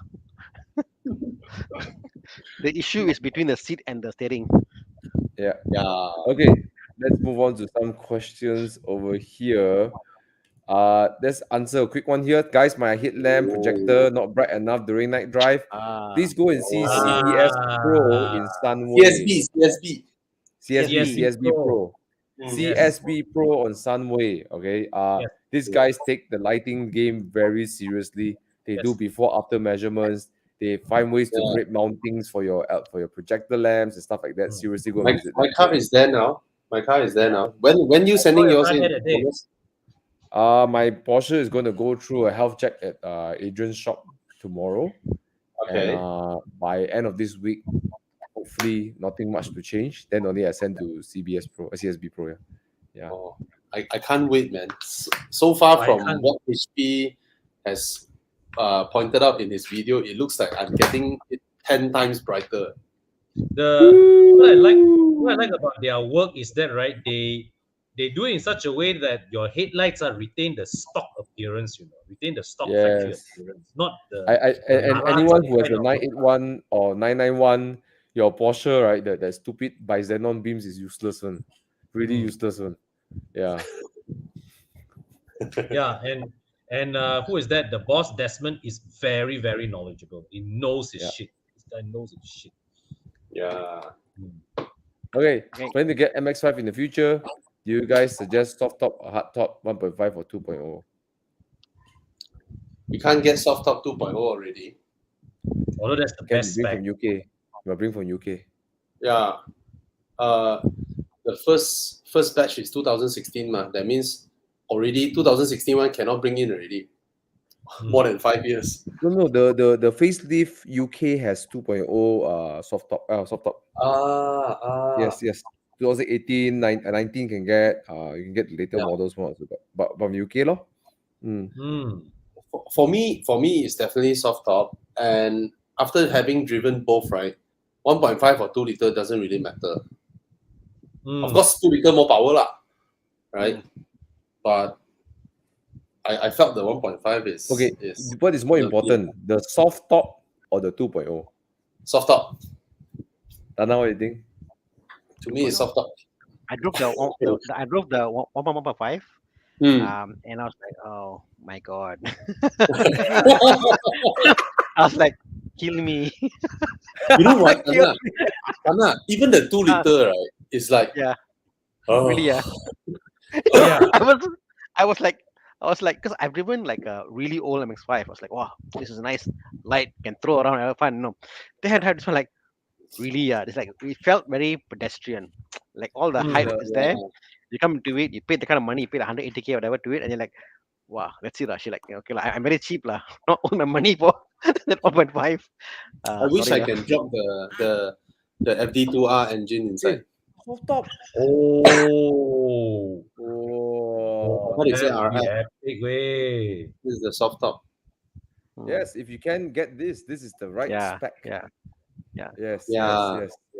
The car is so There's good. one- This is there's why one, you need that anniversary power lah. version one. 180 Yeah. horsepower and then like below 1 Yeah, ton. one. great value, Orange man. colour. 160. What year is this? At least 2018. If it's 180 horsepower, Evo. right? It's, Yeah. This UK one, no? This is the one. It's a see, UK nice one. car. Yeah. It's a UK car. Yep. Mm. But Yeah, if you so yeah. can Kiyun, this is the right one to get because when you look back in time, people are going to look for the 2.0 and soft top, right? The RF, I don't think it will retain such a desirability. Because And there's so much more of it them. doesn't look that pleasant too on the side profile. I feel like not very pleasant. Yeah. Talking Okay. about side profile, we have this question from Brian J. Chong. Wants to get a E93 handling okay more. Okay, lor. of course. It's okay, lor. I think the E93 is one of those BMW where as a convertible looks nice lah. Sorry, I get a Convert I get a cup of as water. a convertible open top, it looks beautiful, So yeah, good. I don't like the E90, 90, E93. I like the way Yeah, I the initially 36 initially okay I was lah. like wow, it looks a bit old, but the more I drive this car, the more I feel like wow, actually there's a bit of a timelessness into the design. I mean, it's like it's all yes, functional, yes. it's all there. I mean, the roof up doesn't look nice, but converted, I like the look of this, this era. Like the 4 Series convertible, roof down doesn't look as nice. If you know what I mean, it looks a bit big, but yeah, nice, Beautiful. Yeah. beautiful, man. Actually, Beautiful I think the coupe looks quite nice. Yes. Recently I saw a few hanging around Damansara Heights. I look at it, it's like there's one 335i, this color coupe is like, wow, good looking car. Oh, beautiful. Bobby, I got one I'm working on now, 330 E92. Walao Oh, how many cars you have? We 3 liter NA. We He's got running it. a We're yard. now doing a strip down. We're taking out all the aftermarket bumpers. We're putting in the anchor bumpers back in, and it's been for sale. But yeah, and so nice. The NA. I mean, I do the 335 and 330. I'm like, well, I can love both. You know what I mean? There's shit, something you got 335 also. Yeah, Oh certainly. my god. Certainly. Tana, Because the suddenly N54 turbo lag quite serious one. Tana suddenly so is Audi, and then suddenly all BMW, like non-stop BMW spree like that. yeah, 320 no lah. 320, I think the engine. Yeah, is a but bit good like- catch, man. No lah. 330i, that's rare. Yeah. It's a Wow, bit nice catch. lackluster. Mm. The engine is lackluster. Bargain, 40 plus. Bargain. Buy it, drop engine 3.0. Settle. But you The know, whole- recently, Tana recently, Kin passed me his E36 to take care. You know, the E36 with the 325i. And I've driven that car, man. I've drive around a bit. It's like, damn, and the E36 good lah. Bro, It's better than bro, E30. bro, Of course, now way better, bro. It's like bro. it's like When different you're free, manufacturer. when I'm free, I'll borrow you fuel to sample one with LSD, one with Fuel. LSD, one with You this. know the funny one thing with- was last week. It's like a Last week when buffet. we Which were- one you want? Which buffet? You know the funny thing was last week when we were when we were swapping cars, right? Tana left his E36 at my shop, so I said, okay lah, today I'm gonna drive E36 home. Then coming out, right, because it was raining, right, water was dripping from the top of the windscreen. But when I drove, it wasn't leaking. I don't know why, so I need to go check it out like now. But, Yeah. Standard Buy Yeah, now price. before Tana Sapu all prices rising. I can't afford all lah. But yeah, it's. I tell you, bro, if it's fun. E36 price go up, it'll be all your fault, bro. It's all Tana, bro. It's all Bro, Tana's my- fault. I saw one guy I'm- name ah. oh, don't know what his name shit, I can't remember. It's anyways, he was selling an E36 coupe 325i for 65,000 on marketplace. Man, Yeah, that's the thing, 5,000 3 to 5 manual auto. coupe manual. I'm Yeah. gonna have one for sale, which is a 328 manual 36 coupe for 60 plus. Also, you're doing a fresh paint install, fresh new paint, everything Manual. Yeah. manual.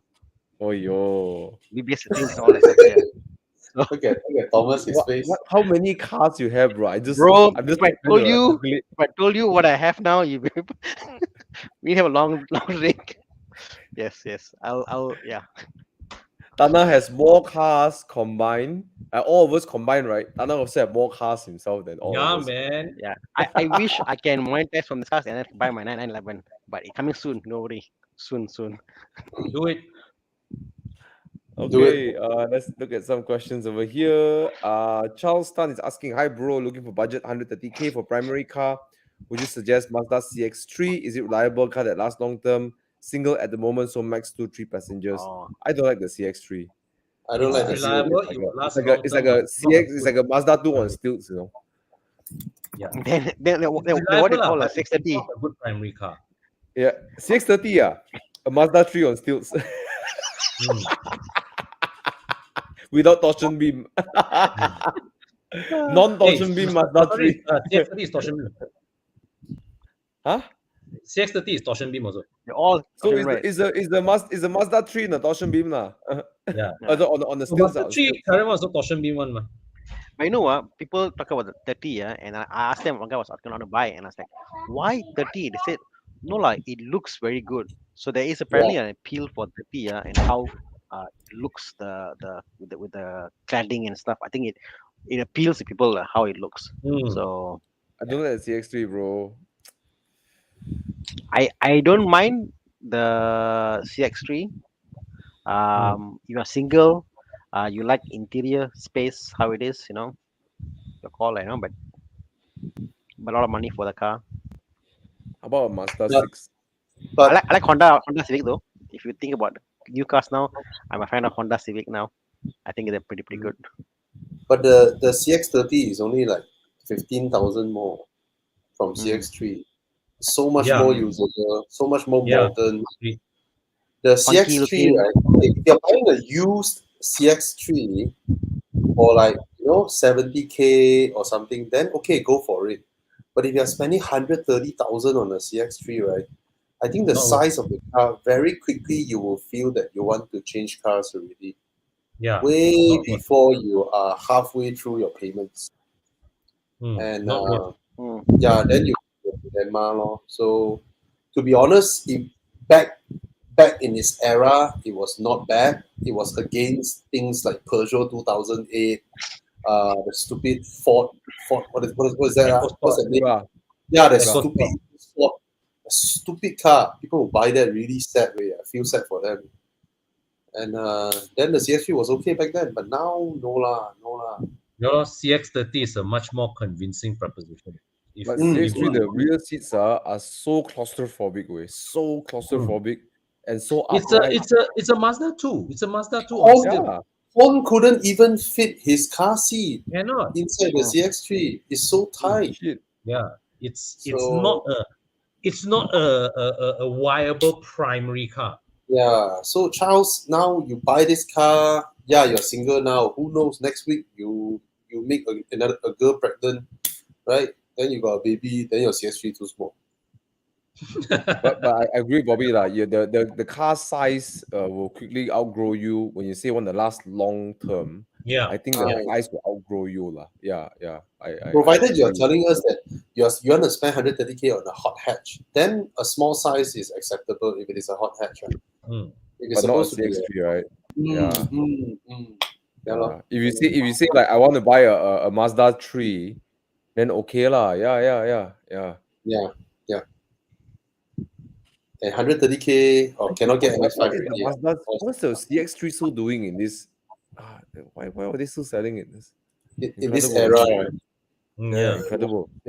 Maybe they have leftover CKD packs. Okay, RS is asking, I like the Countryman S, so I can afford the monthly loan, although it's a bit tight. Do you think I should go for it or get something cheaper, more suitable for budget? I'm 23 years old. You are Countryman 23. You just up your earnings lah. Just up your earnings lah. Right? You're 23. You'll be most people in the early 20s, right? By the time they are late 20s, right? They are earning double fold, triple fold, because that's where you have a high growth rate. But should you go for stretch for a country S or stretch for something else? Countryman. I don't think the Countryman S is a car. I mean, he's going to put a lot on the line, but the question is, and now the question is, I don't know. I feel like he should go for something that perhaps is more worth the stretch, But if he likes it, then it's worth it, lor. yeah, lor. Mm. He didn't say buying brand new or used, right? He didn't say that, but Mm. if you say Countryman S, I know it sounds a bit weird, but the Golf GTI is a direct competitor to that car more than a Mini to the Golf GTI. Yeah, way more accomplished than. I mean, the size isn't much different. Rear seat, rear passenger size, everything. I mean, the Countryman is not really an SUV. Seriously, it's not really that high. No, it's Rear not. boot space, everything. The Golf is is like king in that category lah. Golf GTI. Usability lah. Yeah. I never and you caught feel, on to the golf never looks caught on really to the- cool. I never caught on to the mini lifestyle. I'm not there, but I do understand. But Not, yeah, not the Countryman not the and SUV. countryman, not the countryman. Mm. I get it for the Mini Cooper, the 2-door, I get it, but countryman, I don't know, man. I think you should try a go stretch for Golf GTI. Mm. Yeah. I am Okay. more mini than Golf GTI. Yeah, if the other one is mini, no, you go for mini. But again, if you're going to go for a loan, you need a 5-door. Mini Yeah. 2-door is you can't get loan. That Yeah. the margin that you can get of a 5-door. what you call it? Mini is as a fun factor to it, the mini, I would say. But amazing lah, 23-year-old can afford mini already. What were you driving when you were 23, guys? Let me think. I thought it was IDSI. I was in an Iswara. Honda City IDSI. Oh, Are you not bad? Tana cannot remember Oh. already. 20. I think the time I was driving I bought a brand new Vira when I was 22 years old. Yeah, Oh, not bad. 1.3, 1.3 manual aerobac. So Oh, yeah, aerobac. aerobac. What Oh, colour? I What love colour, aerobac, bro? bro. Champagne gold. Whoa, You know? nice, Oh, nice, I know nice. the And colour. the best part was the story was when I got it, my mom was like scared I'll be like do stuff with the car. So I got the car. I told the guy, hey, I bought the car already. I want you to go and paint the side mirror. I lowered the car from the showroom itself. So car was done. I bought the car like 2 weeks. Car done up. Park in the showroom again. I pick up the car. I'm like, how come this Vira very different? Lowered lah, got spoiler lah, got lip. So, but yeah, aerobac, bro. That was the dream of Yeah. champions like back then. That means I'm more successful, lor. 23-year-old, I drive Audi. Bro, you are at this age. You're driving all these stickers. You win liao, bro. You win hands down, lah, baby. Yeah, I bought a 7-year-old Audi that time, and then the gearbox died 3 Ooh. times. Changed to CBU from Ingolstadt. Ingolstadt. Got turbo, 1.8 turbo. But I do remember, think about it. Like, if let's say I had the guts to buy like Audi or a old BM back then, how my life would have changed. And I will always think about this thing, how my life would have changed if I had bought these cars back then. Oh, What I I tell you, bro, you'll Oh, be so God. poor. You will be so poor. So It may poor. not lead you to us today. So poor. Yeah. Wait, Con, what car did you have last time? At 23? I had an Iswara at that time. Then, which means, right, Bobby can say he's the most successful. Then I'm the most efficient car, the the CVT gearbox, the IDSI. I have the most efficient car of At the lot. 23? What? At 23? Yeah, the Honda City IDSI. Mm. 88 horsepower and CVT gearbox. But my first car was a 2.0. How was that? Oh, That 2.0, means, man. guys, that means, right, my first ownership, my first car ownership, right, within the next 2 years, I'm already in the kind of doing the kind of thing in workshop, like changing turbo, changing alternator, overhaul gearbox. Wow. I got burned early. I got burned very early. Wait. Okay. On that note, after a year I bought my Vira, I did the engine swap. The most expensive thing I changed on my Honda is my battery. I don't Hey. know. Hey. Nothing went wrong with my car. I changed filter, everything, and then one time the Thank battery you. gone. I think that's it. Thanks. Rub it in, lah. Rub it in. That's why we tires cannot are the afford most washer. expensive part of the car. Tires. Yeah. Oh, I never can afford tires. For first 8 years of my car ownership life, I've never bought new tires before. Never. Wow. Front left Bridgestone, front right Dunlop, then behind one Michelin, then one. Wow, I'm the other way around. I was PS3 on Proton Waja one. What the heck? Yo. I cannot afford new tires.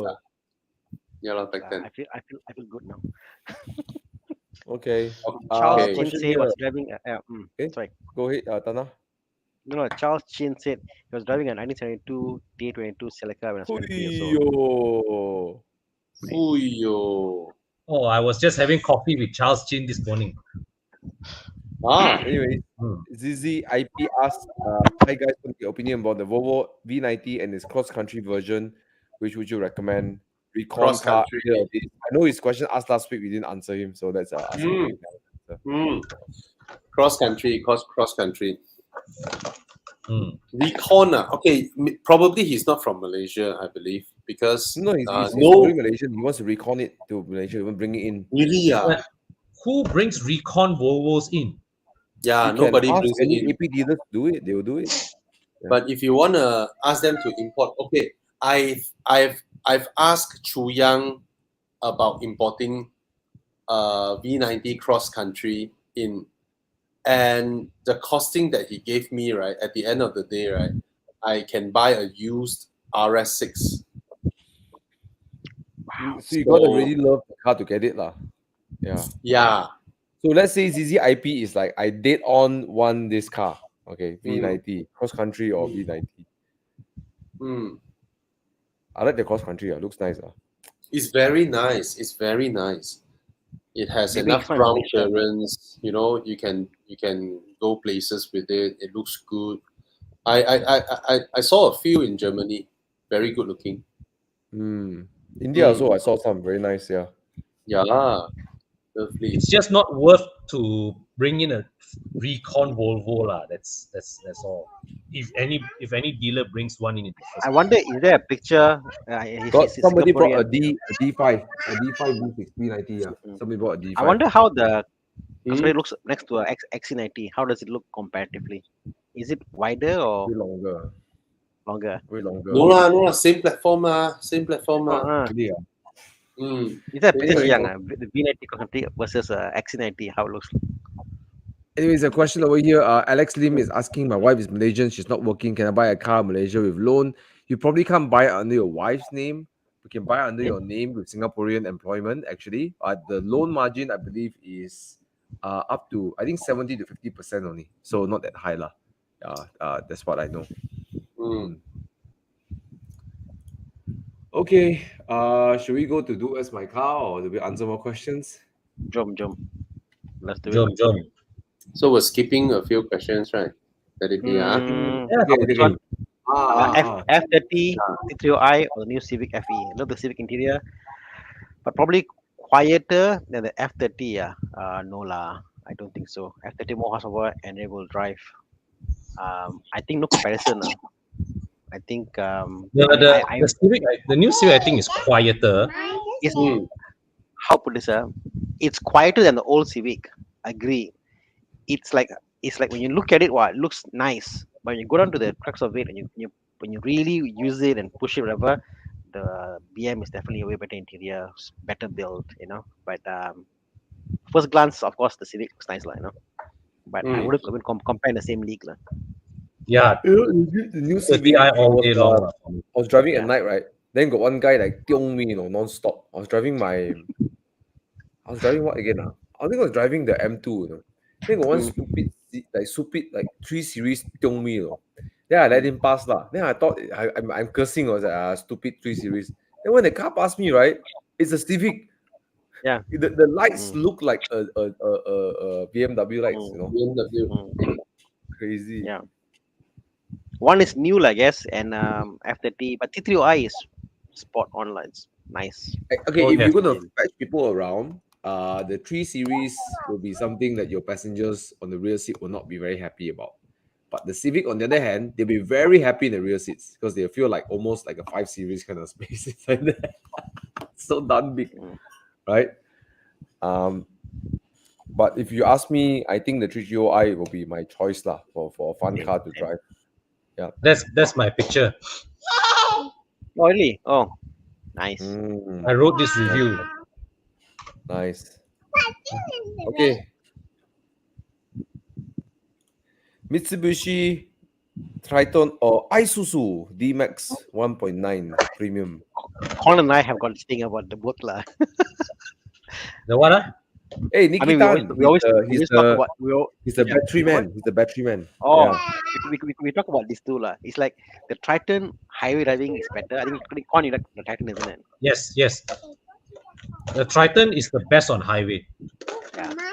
The D-Max on highway, I find it's like not it's not better than the Triton, but I just find that the Isuzu for me like it just feels a little more well built, and all that. But yeah, for town driving, Titan is so nice lah. The, the gearbox 1.9 is really slow.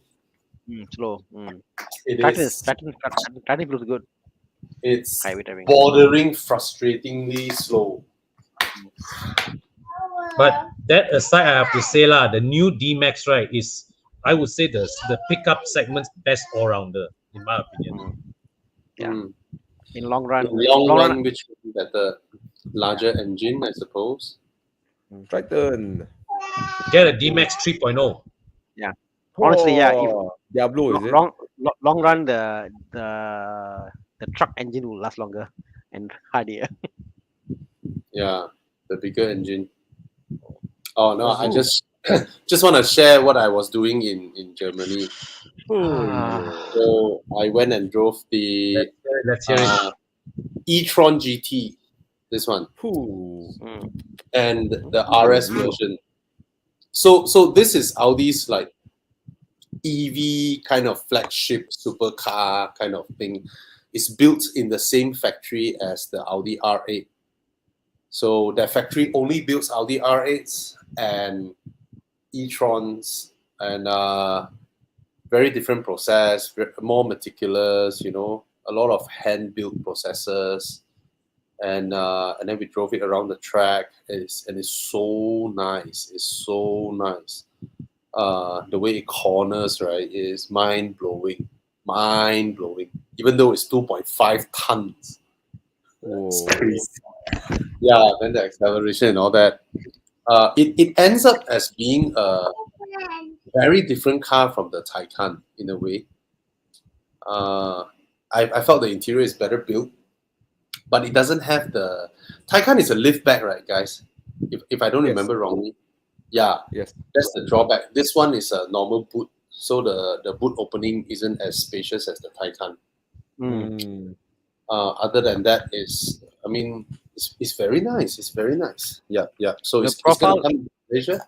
Sorry. Profile looks like it's not EV spaceship kind of profile. It looks, Yeah. Oh, it's very low. The whole car is very Oh, low really? and wide and squat. Yeah. Very low. So yeah, very nice. Very nice.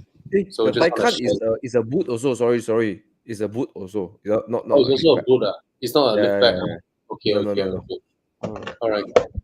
Yeah. So it's it's gonna come into Malaysia. I love how they have two charging ports left and right. Oh, one is AC, one is DC. You see, The Taycan. Yeah. Yeah. Nice. Okay. okay.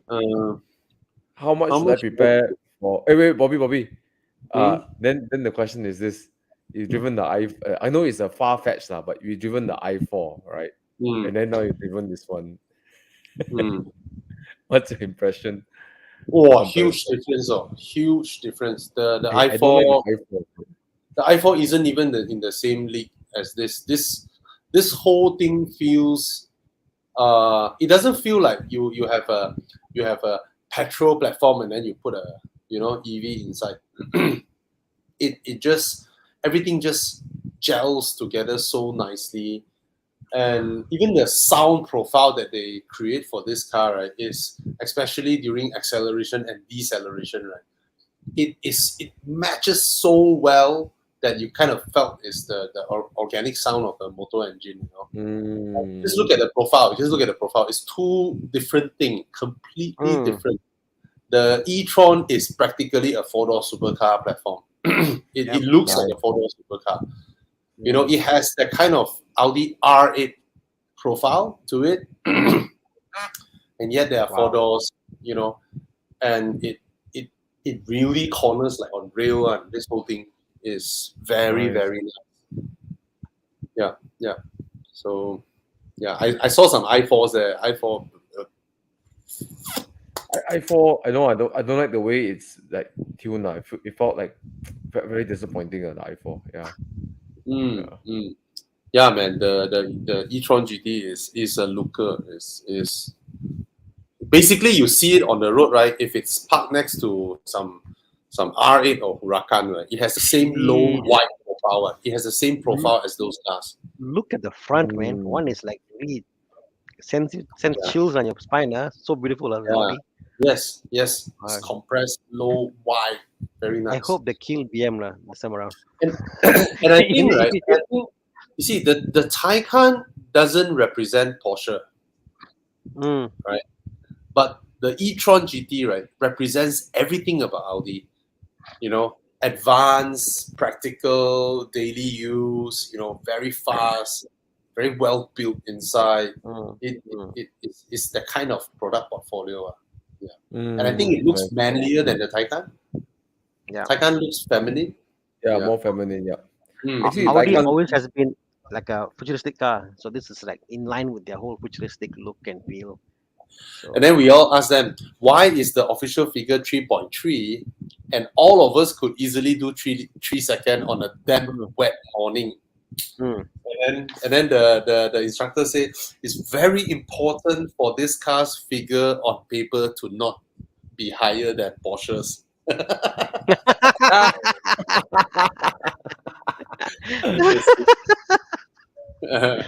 Wow, comparing it to the M5 CS. Oh, okay. Oh, yo. All right. Anyway, Nice looking. Looking forward to see some in Malaysia. any price indication, Obi?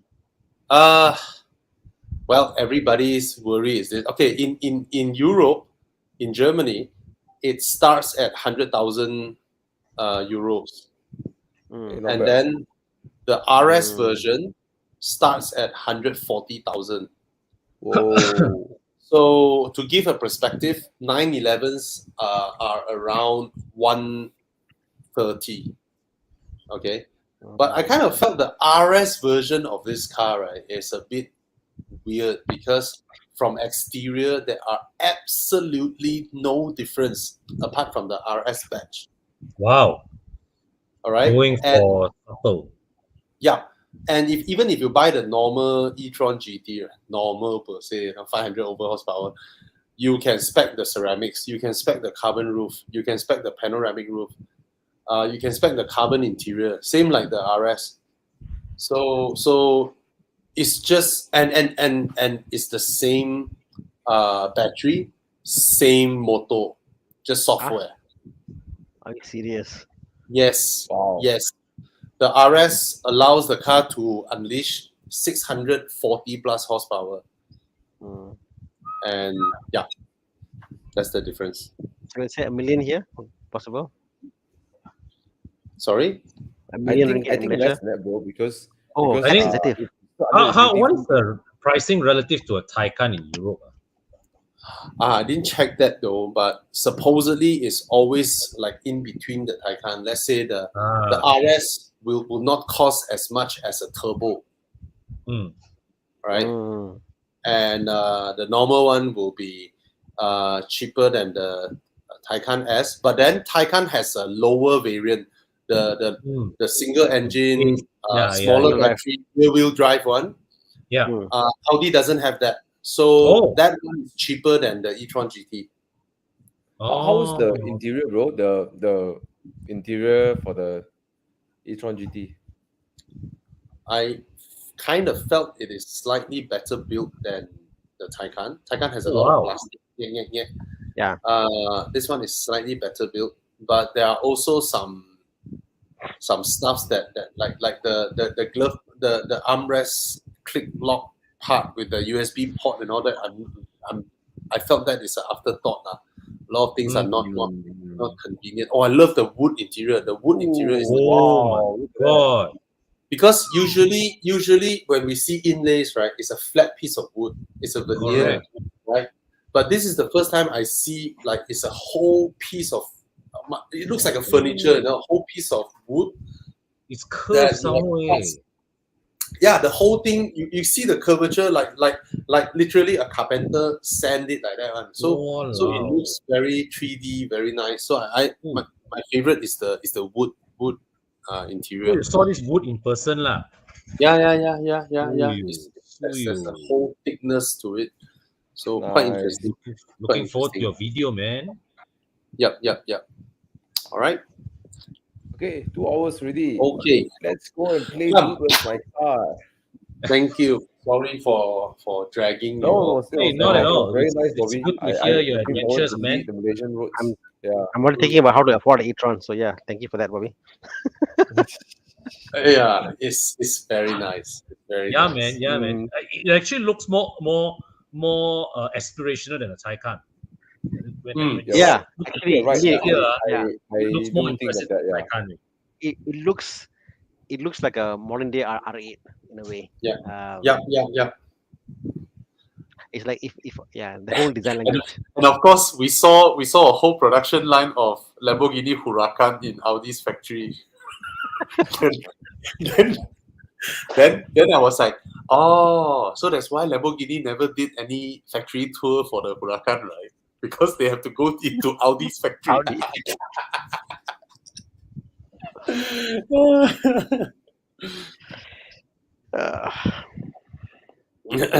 Okay. Hey, what happened, Thomas? Dude Where's My Car? I'm trying to We adjust have my 4 camera. rounds today in Dude Where's nice. My Car special. Special 什么啊几样 So Okay, last week let's got go. 5 is normal, but today got 4 is special. Okay. No, how so many what are the rounds hours we one? have, right? Depends on when did Chi Yang give up. Busy 4 rounds only. Let's go. So Round one. so Hey, Wow. Hey, Yeah, don't- W211. stupid number. The number. Look at the number dialing. 日本車啊 Oh, I W211. V8 compressor. Compressor. Oh, E55 is it? E55 in. Wow. Okay. Whew. So what? What's next? Next one is E60 M5. You know. Audi. Audi. Oh. RS6. Yo. The first gen, right? Oh, yo. Oh, Audi lah, no fight lah, Audi lah. Yeah. the looks part, the Audi slaughter it Yeah, already. lah. bro. Audi, Yeah. Audi. Done. I'm Especially done. especially Audi. in Malaysia, W211, the estate looks like you know what lah. First. In Malaysia, so Audi. Audi man. I will go for the E55 because AMG makes crazy engines. But And it the was sound. the RS6 But it's V10. a I'll go compressor. RS6. It's a compressor engine. It's compressor. Yeah. So you hear the.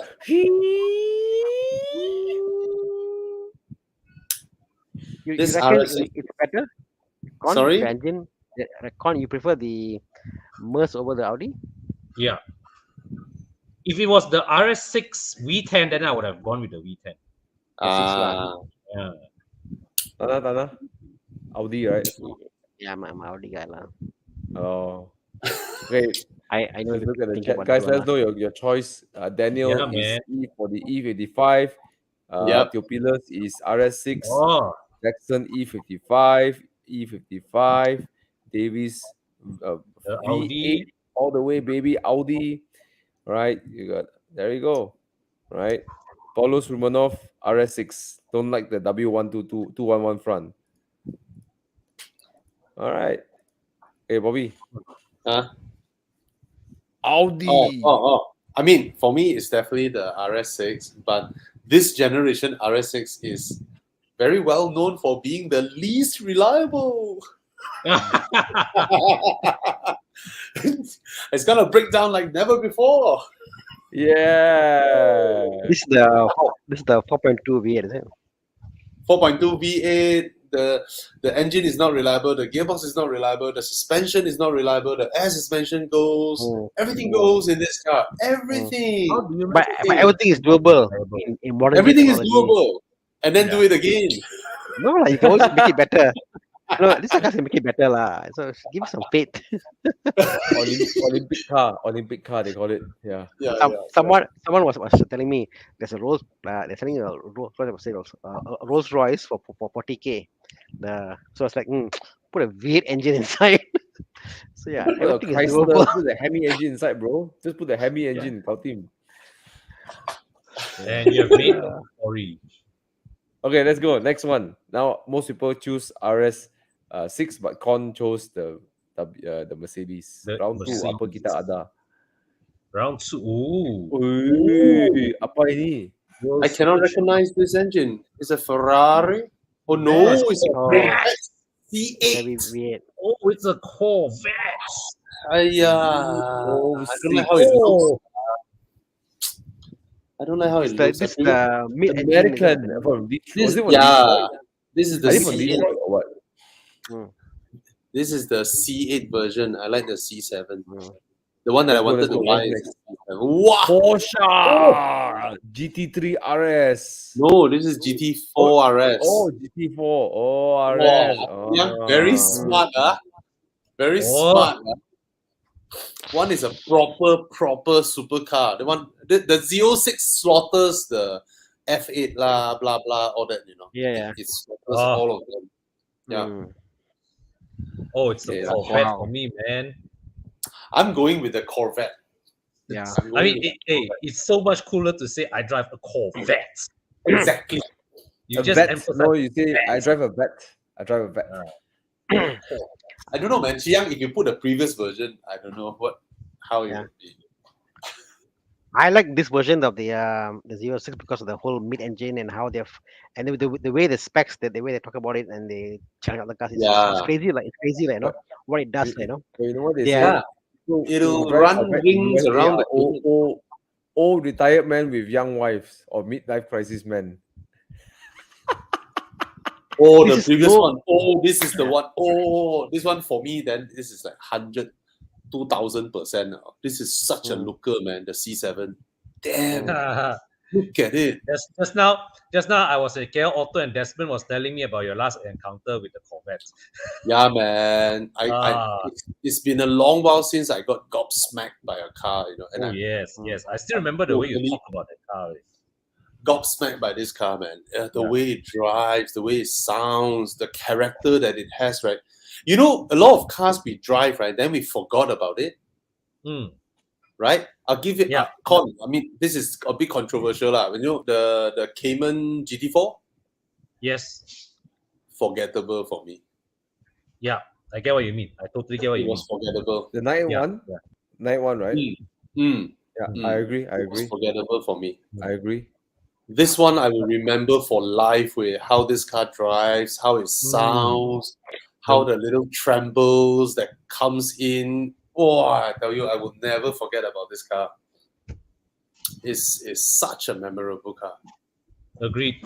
Yeah. I Then- never then drive. that- I've never then driven, left but hand I can Mm. feel the I can feel how exciting it is through the sound of your voice. Like FD2R, unforgettable.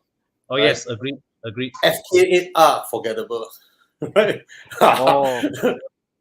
Megane RS, unforgettable. Right? Mm. So that's what I mean. Certain cars are just Yeah. forgettable. You drive very fast, very gang, and then you sort of can't conjure up Yeah. the feelings you have when you drive the car. Oh, it's the I they see- say Corvette, that, man. I see what you mean, Bobby. Sorry. Uh, Alexis 997 GT3, unforgettable also. It's also Yes. unforgettable. That one. Yeah. Phew. You know what's funny for me? Which car for me is unforgettable? Yeah. The Yaris GR was for me unforgettable. Oh yes. I don't know why. Oh, yes. I've driven all these cars. I Unforgettable. mean, the 911 GT3, all these cars, and then the Yaris are like, wow, this car shouldn't be there. It's like it's Mm. crazy. It's crazy. That's one car. Oh yeah, the Yaris certainly is. Mm. And I don't have the balls to drive Thomas's Spider until it's unforgettable. I just don't dare. If it is a media car, right? Different. Rest assured. Mm. Can you? Can I just What happened? play something for you guys? I don't know whether the Yeah. speaker can pick it up. Check it Come, out. come, Check come, it come, out. come. Let's. Is it you chasing Ivan Kong? Can you hear it? Please show it. The one you chase Ivan Kong one. No. Can you hear it? No. Yeah. Let me. Oh man, I'm trying to. Okay. Never mind. You guys go ahead and debate about Give the link to Chiang. No, because I want to play a something for you guys for you to hear. Sound of engine. Okay. I look forward. Yeah. It's a Z6, right? Yeah, there you go. What engine sound is it? Yeah. Anyways, what would you pick? Let's just pick first. I'm getting it ready. Corvette for me. Corvette for you? Why Thana? I mean, I like cars that push the envelope and they try to be different and unique. I think the 06 is the first car they made mid-engine. They push the boundaries, what they've done to the car, how it handles. It's really cutting edge, and it'll give me a whole different experience than any other car out there. The 718 Cayman, yes, track car, all that good. For me, I'm not a Cayman guy. If I Cayman against Boxster, it's Boxster any day for me. So yeah, I know it's not compatible. I know it's wrong to compare that way, but I would never buy a Cayman personally. So so I'm stuck with that problem right now. So and Corvette, look at that, so cool, man. It's a supercar lah. Look at that. Yeah. And check this out. Like people say Porsche it's not a supercar. Yes, Porsche is a sports car. That's about it. But the Corvette looks like a supercar, although it's not, but it looks like a supercar. So Yeah. Corvette, hands down, bro, hands down. Con also, Sign me right? up. Con also, right? Con busy. Never Oh mind. yes, Corvette for sure. Yeah. Okay, check this out. Okay.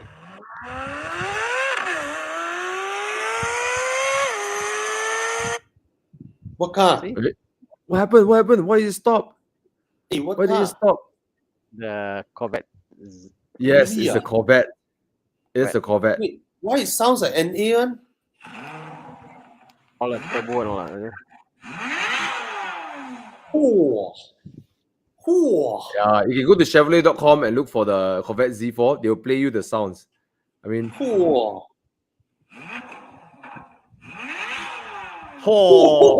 imagine how is it in real life. No. Sign me up. I'm a Corvette. I want. This Corvette. sounds like flat plane V8. Yeah. And Bobby, tell me one thing though. You've driven the Chevy. Does it corner like what people say American cars can't corner?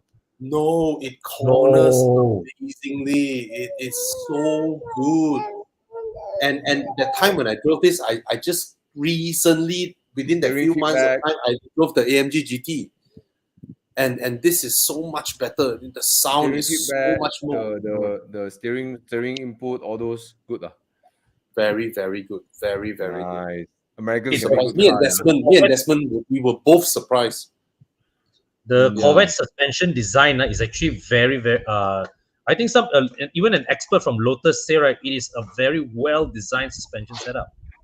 Yeah, magnetohorological suspension, something like that. Well, look at the C's. I saw the one in like maroon color, and I was like, whoa, it's looking really nice actually.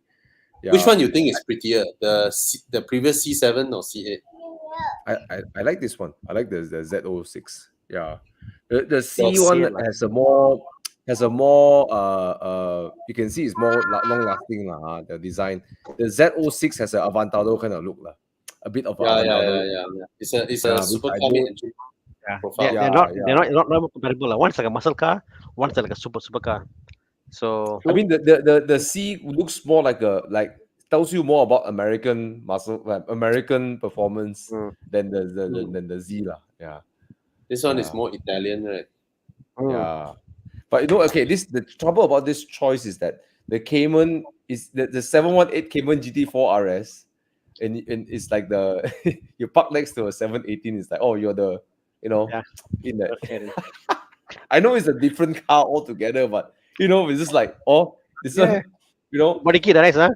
Nice body kit. You pull a Chevy, Oh, nice Go body a kit. vet, So where you buy? Sunway or Subang? You buy Yeah. body kit. But Oh, nice when you rim, bring huh? a Corvette, right, and then you just show up in a vet, right? Yeah. Wow. Oh, Corvette, totally different, bro. Totally different.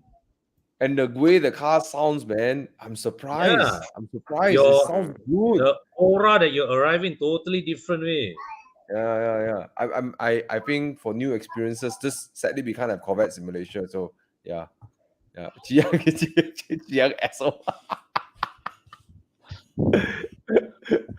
Okay, let's move on. I think a lot of the audience choose quite a lot. Quite a lot of people choose Corvette also. Oh. Corvette is listening in from US. Yeah. Corvette has its charms. The Corvette has its Wow, charm. Jensen also Corvette. Wow. Haven't seen Jensen for a while. Yeah. Anyways. All right. Round Hey, three. you read this. The Z06 V8 almost sound perfect than Ferrari V8. I don't know about that lah. But it sounds good. It Sounds good lah, but The previous one doesn't sound like that one. The C7 Z06 doesn't sound like that. It sounds like a more garang version of AMG V8. It's even more garang. Yeah. All right, let's go. What's it? Round 3. Okay. What the fuck? Yeah. Fiat 500. Chiang. What is this, Chiang?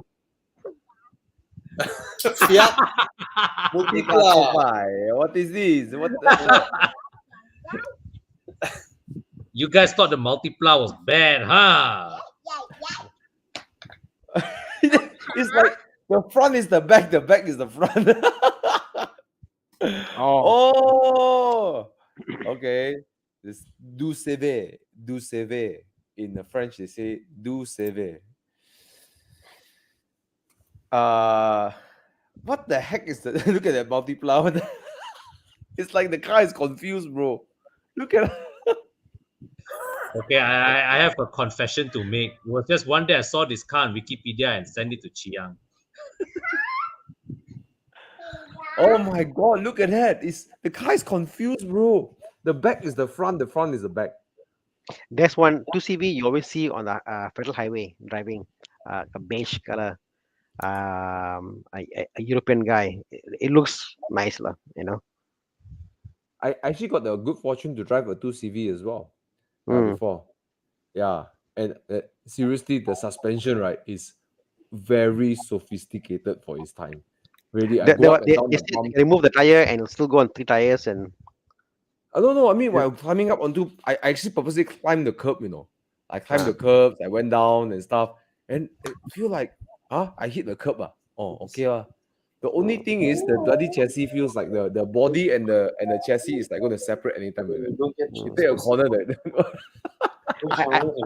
is it the one that they said you can take out one wheel and you can remove it and you can still go on 3 wheels? I'm not sure about that though. But you know how the gearbox works now? Gearbox Yeah, is like this. okay, It's like 1, then it's like 2, 3, 4, 5. Like the it's like a Oh, it's like a shaft. You pull it out. It's like 1, then you put 2, then 3, 4, 5. Like so, it's like this. wow. It's kind of weird. Yeah. Okay. I for me, I don't like multipla, and the Fiat 600 multipla doesn't even look anywhere remotely nice. So it just, I think they really carry forward the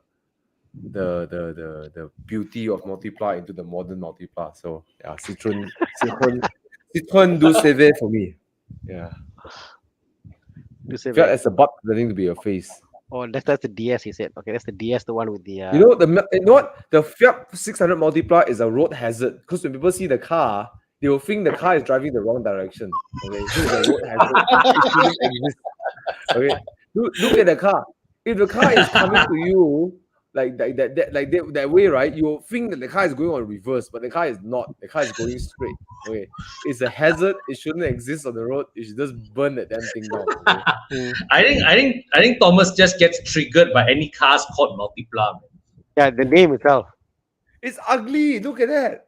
Forget the word multi. Look at that. What the heck?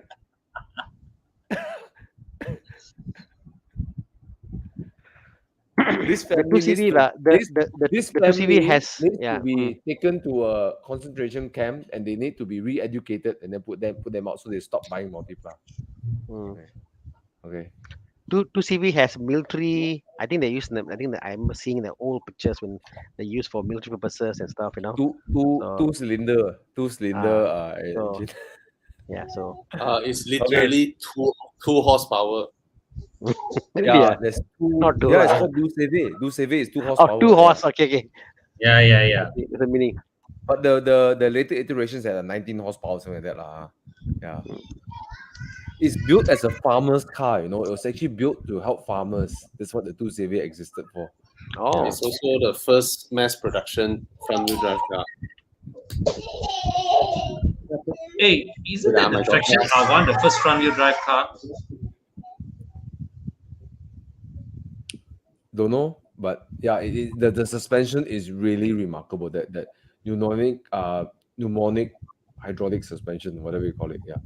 Yeah, but really good. It's really good. Seriously, yeah. And I believe, I think you watched Grand Tour or something like that. They say that they sold the patent to Rolls-Royce for that magic carpet ride. Yep.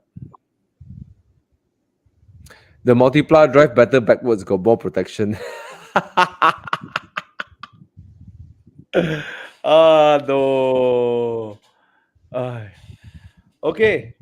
So Thana, which one do you choose? yeah. 2CV lah. 2CV. Okay. Yeah. Although I want to buy a multiplier and put in your hands, it's one of my lifelong ambitions. But in this I'll case, the take the 2CV. multiplier. I drive the Jinsui. I'll give you a prayer, then I throw it down the cliff. Let's do, bro. Serious, huh?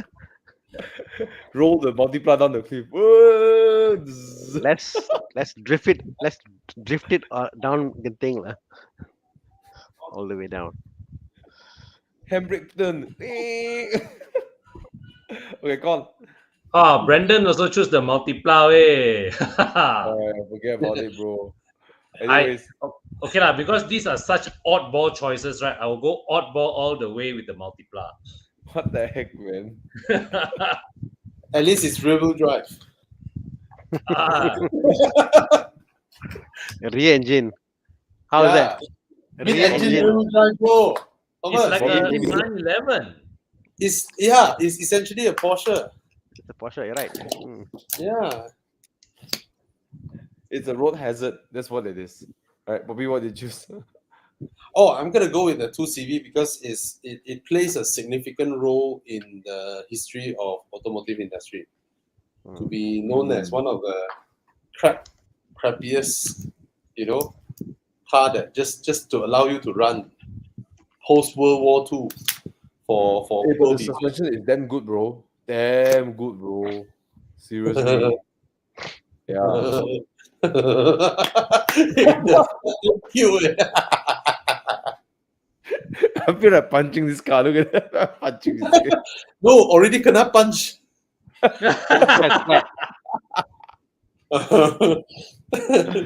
Okay. I choose the 2CV. Brilliant car. And I don't like multipla. Bro, 2 horsepower. you know, I was just looking up when was the last 2CV made? When was the last one made lah? 1980, right? 90. 1990 lah, bro. Can you imagine? Wow. Kwan, for you, I mean, for me, 990 is something I can remember. I remember 990 around, Imagine 90, they had 2 CVs. Wow. Yeah, man. Bro. It's probably in some third world country lah still, but wow. No, bro, but it's a in farmer's Portugal. car, They were making it in Portugal from 88 to 90 way. Yeah. No, when I drive this car, right? When you take corner, not even fast, you just turning corner, right? Just like at the roundabout, right? You feel like the tires and the suspension is gonna detach from the body. It's like it's gonna. Anyways, I've driven Alex's friend's wife, Sonia. She is her personal car. She's restoring Wow. that car herself, And Nice. what a really what a great specimen of a 2CV. Yeah. I was very blessed that she let me drive the car. She insisted that I drove the car. Yeah. Oh, nice. Nice. Anyways, let's move on. Round 4. Oh, nice. Don't Come, tell let's us have it. again, Chi Yang. Let's see. Whoa! What is this? Whoa! E-tail. Look at the front tire versus the rear, man. It's just like a rotiform cover, I think. Wow, Speedtail versus which one? No? Yeah, lor. AMG 1. Ui. Ha! No Oh. challenge lah. A whole. Oh. No challenge lah. No challenge. Kodalunga. Pagani Wait, Huayra. why no Koenigsegg? Hello. Yeah, lor. But then the Speedtail, you sit in the middle, you can fetch 2 chicks. Yeah, wo. Yeah, lor. So only Yeah. only Thomas can relate lah. So we can't pick the car because the 2 chicks the car, right? Why? Thomas? What Can you mean, I We are say I married will men. fetch my 2 daughters? Who say married man cannot Daughters. do? Who say married man cannot do? Tana. We are good married men. No worry. Yeah, ma. So I fetch my 2 kids, lor. Kids law. Some Kids law. people, yesterday I was at a wedding, and then one guy said, "Oh, I'm MBA. What is that? Married but available." What the hell? See, you should take what personality says. Fatima can fetch What if luck can fetch 5 chicks? The car cannot move, not enough horsepower.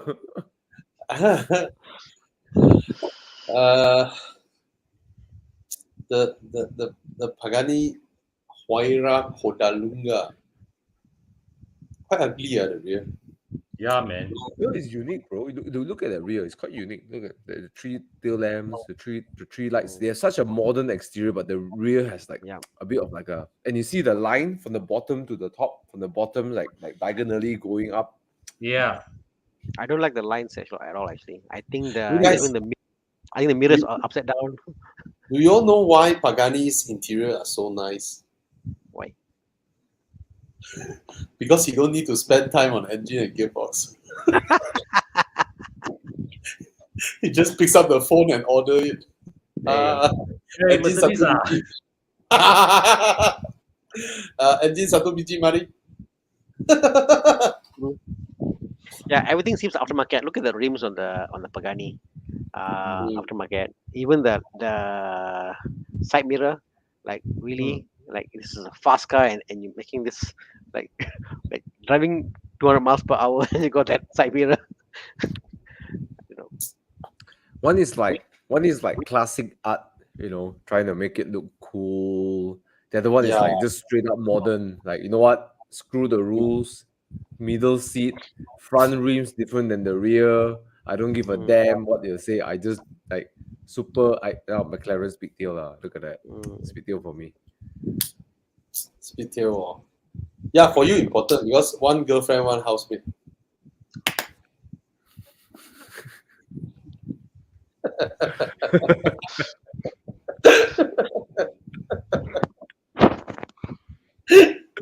Unless they're the same person, so don't know. So No lah, one mother and one mother-in-law. oh, I see you like to live dangerously. Very stressful, bro. Is it the middle?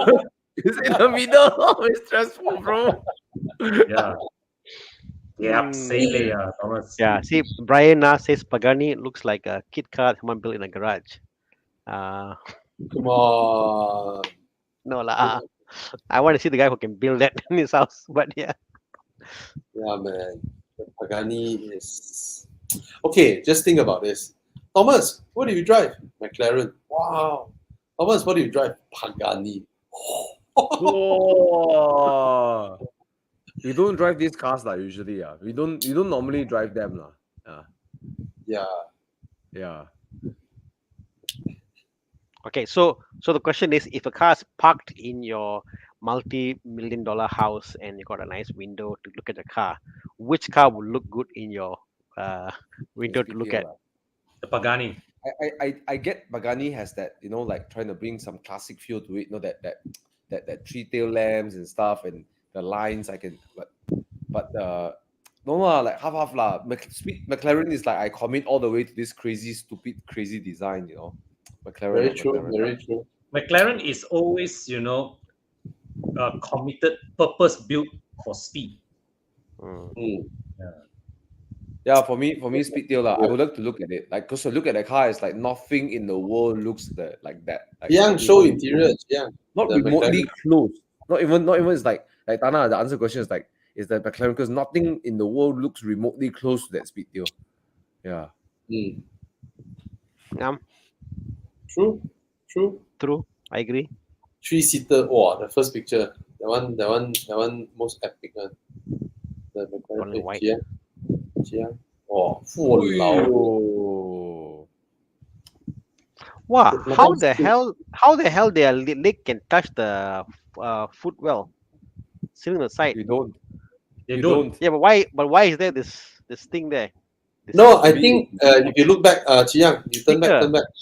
back just now that picture. You see the middle one is actually deeper inside than the other two. Oh, Yeah. oh, I So you see. don't need Yes. airbags on the side. So it is actually a footrest lah. Yeah, for the other two. Oh my okay, God. yeah. That means you are sitting inside the I don't know how lah. See, the widest point is our hip point, ma. So they just put the driver further up front so that you have enough room. So your hip point as a driver is at where the knees of the other passengers are. So it's not Correct. as wide, so they can squeeze in. Hmm. So the two chicks got Thomas to get their hands over to you a bit difficult to come around. So Put hands over to you. You as the driver, you can put your hands. you On- can on- put hand to them lah. You can but move we your have hands hard. to the side. But hard lah, behind ma difficult. I don't get it. What is it? Put hands on the You're side. a young man. What do you mean two hands on the side? Your youth you is see wasted lah, my Thomas. hand? See my hand? I don't get. I don't understand. What are you talking about? You don't Oh, Tana. Oh, pedal shifter. Is it? Okay, Thomas. If you don't understand Thomas, your youth is wasted, Thomas. Thomas is a good man. It's Oh my like God. autonomous driving. I just got it. Oh, finally! Oh my God! Pedal shifter. Pedal shifter. But hey, the hand action is the same too, right? Guys, you shouldn't be thinking things like this. It's dangerous to do that in the car when you're driving. Okay, it's dangerous. Okay. See, suddenly I'm very Thomas blurred. See, camera, look at the camera. Suddenly Thomas your Thomas face is pixelated already, Thomas. sensor. Like JAV Camera. like that. I'm just saying you shouldn't be doing things like this in the car. It's very dangerous. Okay. Oh, really? Yeah. Yeah, you should be Okay. driving. Okay, not playing pedal shifters. You know. Thomas is too pure. That's what Brian says. Thomas is too He's a pure. good man. Okay. Okay. Both chicks can drive too with an additional gear stick. What Hey, the heck? put a Come on, it's extra a gear car stick and show, drive. guys. Okay. And on that bombshell.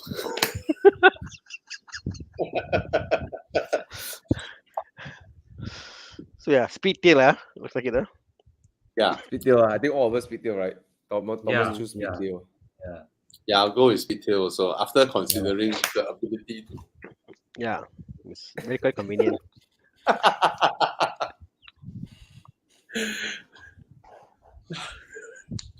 And because you sit more up front, right? So Yeah. for passenger when the head comes down, it's more natural than directly side by Oh, side. yeah. But make sure you get a left-handed and right-handed one, lah. So you make sure the correct position. I'm Then dying fine. here. I feel a bit humiliated, ashamed to be on this live show today.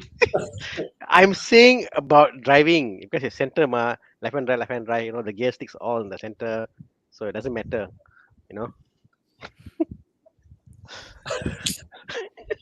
Okay. Okay, Thomas. Okay. Okay. Who would you take this car with if you drive it to Mei Hong Son? Who are your two passengers? Thomas, advise us. I'm asking you, who would you take? Oh, I can't. I got 3 kids and 1 wife. So which kid and wife would you put in there?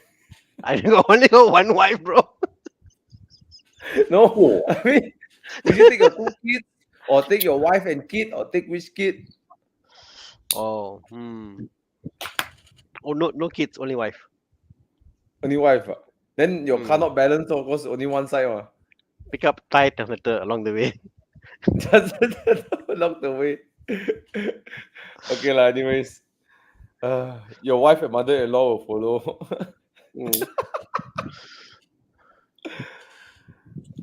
Okay. Was fun. Yep. Thank you, Thank you so much, Chiang. Thank you, guys. This is the last one or last one? Already? I think Bobby should go and get some rest. No more multiply, please.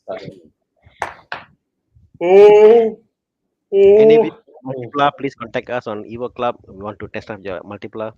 We need to put Thomas in one. I'll bring a gasoline tank and a set of matches. Can. We got Evo Club insurance. Okay. All right, Evo guys. Enduro. If you haven't signed up for Evo Enduro, do so. As I said earlier in the show, you don't have to do the full trip. You can do 5 days up to Hat Yai, Hua Hin. It's still really an event, and how many people can really say I drove to Thailand and back in my sports car or my car, you travel to Japan. It's what you spend like 1 day traveling and recovering from travel. Hey, 6 days, 7 days is not that long on this trip. Yeah, we totally welcome those who can only just flag off together with us and drive up to Hat Yai and put up a night there and decided to return the next day. Totally welcome. Please come. Or if you want to go until Hua Hin, up to you. All right, that's like 1/3 of the journey only. All right, so come and join us. It will be fun. It's awesome, especially if you haven't did it before. TJ was telling me, right? Thai tourism told them after Enduro 2017, right? There was a spike of I think it's the thing that we won for 3 rounds. We brought like 100 over people to Thailand. After that, they learned the process. They are more confident. They formed their own groups. They did their own drives up. And that's what we want to encourage people to do. Go to places that you are not familiar with, and then you get amazing experiences out of it. All right. And once you join, you'll be included into the WhatsApp group, and small subgroups will be formed. And people who are going the short distance, long distance, whatever. So don't worry that you have groups that, like even myself, I won't be going for the long distance because my kids are coming.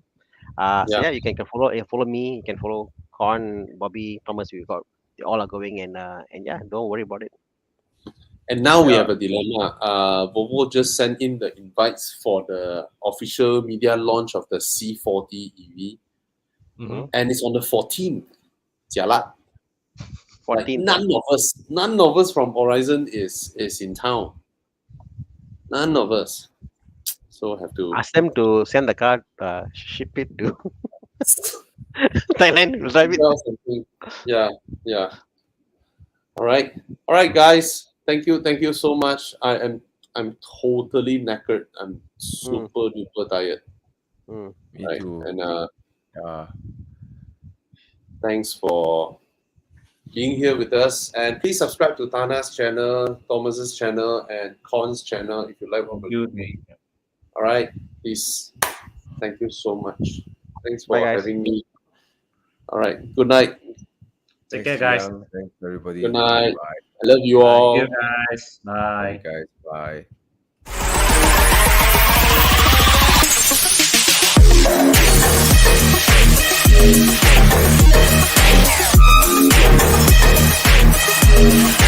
Bye.